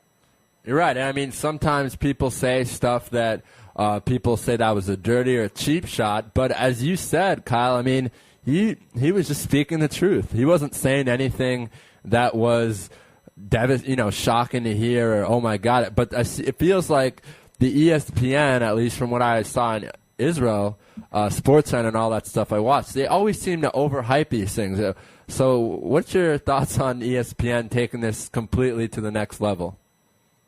Oh, I totally agree with you. It's definitely being overhyped, overblown, But the thing is, if Miami has a problem with it, do something about it. Right. Shut them up. Get back on D. Shut them down, And so, of course, in this media society we live in now, stuff like that's going to be overhyped, overblown. I get sick of it sometimes, to be honest with you, but, it is what it is. The thing about the Heat, just come out here and do something about it. Shut them up. Send them home packing for the summer. So. Right. It's a great point. It's a different thing when, who was it, Lance Stevenson on the Pacers made those choke comments about LeBron when he's, the number 12 guy off the bench for the Pacers and he's not doing anything. I mean, that's something maybe you can maybe not blow out of proportion, but that makes more sense as something that's controversial. But, I mean, Rondo, it's really true. I went to a Pacer Heat game a year ago, and Wade, he does. A lot of the time, if he doesn't get fouled, he'll talk to the refs, and on the way, while doing that, Rondo will just stroll down the court, give one of his nice passes to Garnett and Pierce. Next thing I want to talk to you about, 3 minutes left. Paul Pierce has been fouling out a lot, Kyle. So what's up with that? Well, that's, 3 times in the last 5 games for Paul Pierce. That's unusual. The refs are calling it tight. I mean, but let's be honest, he has a difficult cover going against LeBron James. That's what happens when you take on LeBron. He's a physical player, and he's a superstar in this league. And, the superstars are going to get some of the calls, some of the ticky-tack fouls and things like that. But the thing about it is the Celtics have been able to win even with Paul Pierce fouling out. They did it Game 7 against the Sixers. They did it last game against the Miami Heat. So they've been fortunate to be able to survive that and withstand that.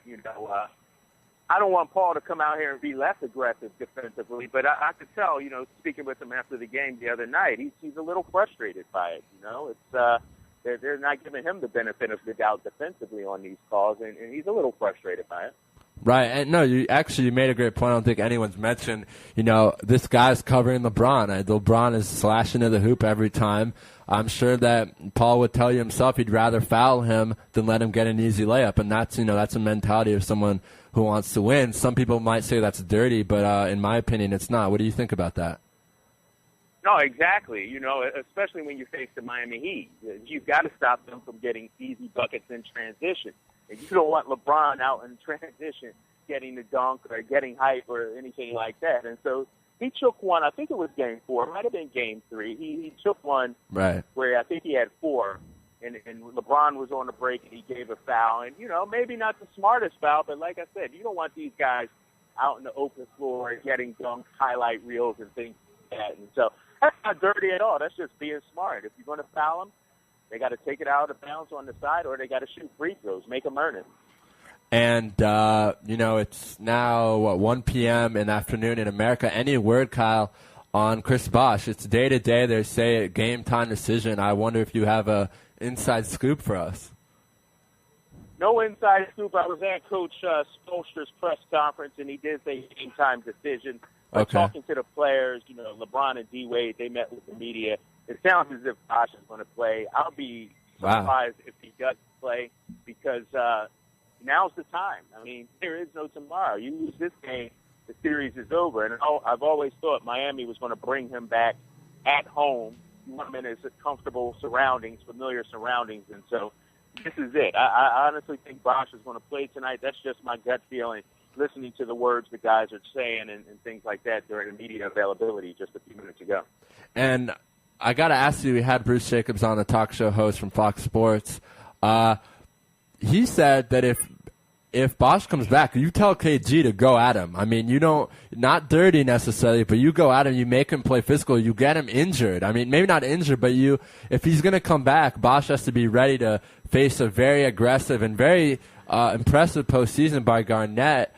Do you think that the game plan from Coach Rivers will be if Bosh comes in to attack him? Well, I think KG, every time he plays Chris Bosh, he goes at him. I mean, Bosh is one of those guys in the league that KG salivates against. He gets up for it, and I expect that again tonight. I don't think, like you said, they'll try to do anything dirty, but they're going to make him work. But to me, that's no different in how they've played him over the years. Good KG point. Will get his touches like he usually does, and they'll have to see how Bosh reacts. But I don't expect Bosh to play major minutes, guys. I mean, I'm not thinking 40 minutes for Chris Bosh. If he gives him 25 to 30, to me, that's good enough, especially if he's hitting that jumper. I don't think they want to put him out there 40 to 45 minutes running KG. I just don't see that happening tonight. All right, Kyle, we're gonna let you go with this, and we know a lot of bias because you are, Boston media. But can you give us can you take away the media, take away all the bias, pretend you're just a fan? You're sitting on your couch tonight. I know you're not, but let's say you are, with a beer. Who's going to win this game, and by how many points? The Miami Heat will win by 6 points, and here's why. The supporting cast, talking about Battier, Chalmers, Miller, those guys will step up and make shots. And the only reason I'm picking Miami is because they are at home tonight. I think the home crowd will be fired up, and I think they'll play well at home. And I got the series going 7. I think Boston will win in a couple of days, and then it's a toss-up for a Game 7. And Kyle, we won't tell anyone in Boston that you said that. We'll pretend that you said that the Celtics will win by 20 and Rondo will have 20 assists. How does that sound? That sounds great. Please don't tweet what I just told you guys. No tweeting. Hopefully we have had a lot of listeners from Boston, New York, but hopefully no one's listening right now. Kyle, enjoy the game tonight. Thank you for taking time out. I know you're busy with everything going on there, and we'd love to have you on again to recap the season or to talk about the Celtics in the finals. All right, anytime. Thanks so much. All right, Kyle. Thank you. All right, Kyle Draper from Comcast. We're going to end the show really quickly right now. Moshe joined us at 10 o'clock. We had Larry Rosen from the Baltimore Ravens, Vice President of Broadcasting. Great stuff there. Talked to Ray Rice, and he confirmed for us on Israel Sports Radio, Ed Reed and Ray Lewis will be back despite all the blah, blah, blah you read in the media. That's not true. They're coming back. 10:30, Alex Libido from the U.S. Deputy Editor of Goal.com talked a lot of Euro. We both agreed Germany, Netherlands, and Spain are the favorites. Good stuff there. At 11, Ari Lewis left the house, or 6 p.m., and I was joined by my man Moshe. We then called Moshe. Who did we call at 11? All right, Moshe doesn't remember who we called 11. At 11 o'clock, we had the pleasure of interviewing Jason Stark, which is honestly, looking at it, guys, one of the biggest interviews we've had on the network. The senior writer for ESPN, very nice guy. Joked around about my Jays with him. Then Moshe did a little NL East talk with him. At 11:30, we talked to Bruce Jacobs, who at first thought we were solicitors. That's always fun, but he's a great guy. Really, really great host. You should check him out if you can. I think he still does stuff for Fox Sports or Talk Square Media. He's in Albany, but I think his show's syndicated. And then at 12, David Dobin, Moshe did that whole segment and talked about Moshe, what did you talk about? Talk about the Mets, no-hand Santana, and went a little bit to the Yankees as well. Right. At 12:15, we talked to Dylan Simon, a filmmaker, who really interesting resume, film, hiccups, blogging, everything you could ask for. He does great stuff there. 15 minutes with him. He agreed to come back on week 2, week 3. I think Packers and Lions are playing, so that'll be great matchups there. We're excited to have him on. Always great to add insiders from across the country. And at 12:30 the American time, 7:30 local time, Ari Bluestein to talk pretty much everything from mid-major college basketball to NL East with Moshe to NBA talk with me. And then we finish off the show with our man Kyle Draper, who's in Miami right now. As he told you guys, anyone who's listening, that he was at the press conference with Eric Spoelstra, and it appears Chris Bosh will play. So that's a very big thing. That's it. Today was a great birthday for me, a great show. We want to thank all our guests. Tomorrow, Upton Bell, first general manager ever of the New England Patriots. Stephen Howard, an in-studio analyst from the Oklahoma City Fox crew, which a great friend of Israel Sports Radio and played in Israel. Zach Woosley from Goal.com, another Goal.com. Gina Miller, who is a sportscaster in the United States. And, of course, our man Jim Williams from the Washington Examiner and 7-time Emmy winner. But that's it for tonight. Thank you so much for joining us. Moshe, do you want to give a shout-out to anyone before we conclude? Yes, I would. Raphael, I'd like to give a shout-out to you on your birthday. Happy birthday again. All right. But friends, family, no one, people listening? Everybody's listening. Thanks for tuning in. It's been a great show, and I hope you guys tune in again tomorrow and the coming weeks. Tomorrow and Thursday, Moshe will be joining us again in the studio, correct? That is correct. We'll be having Frank Trigg, the MMA insider. I'm not going to lie to you guys. Moshe is going to do that interview in whole. I'm going to interview Henry Lawrence, former Pro Bowler, Super Bowl winner. Moshe will probably chime in on that.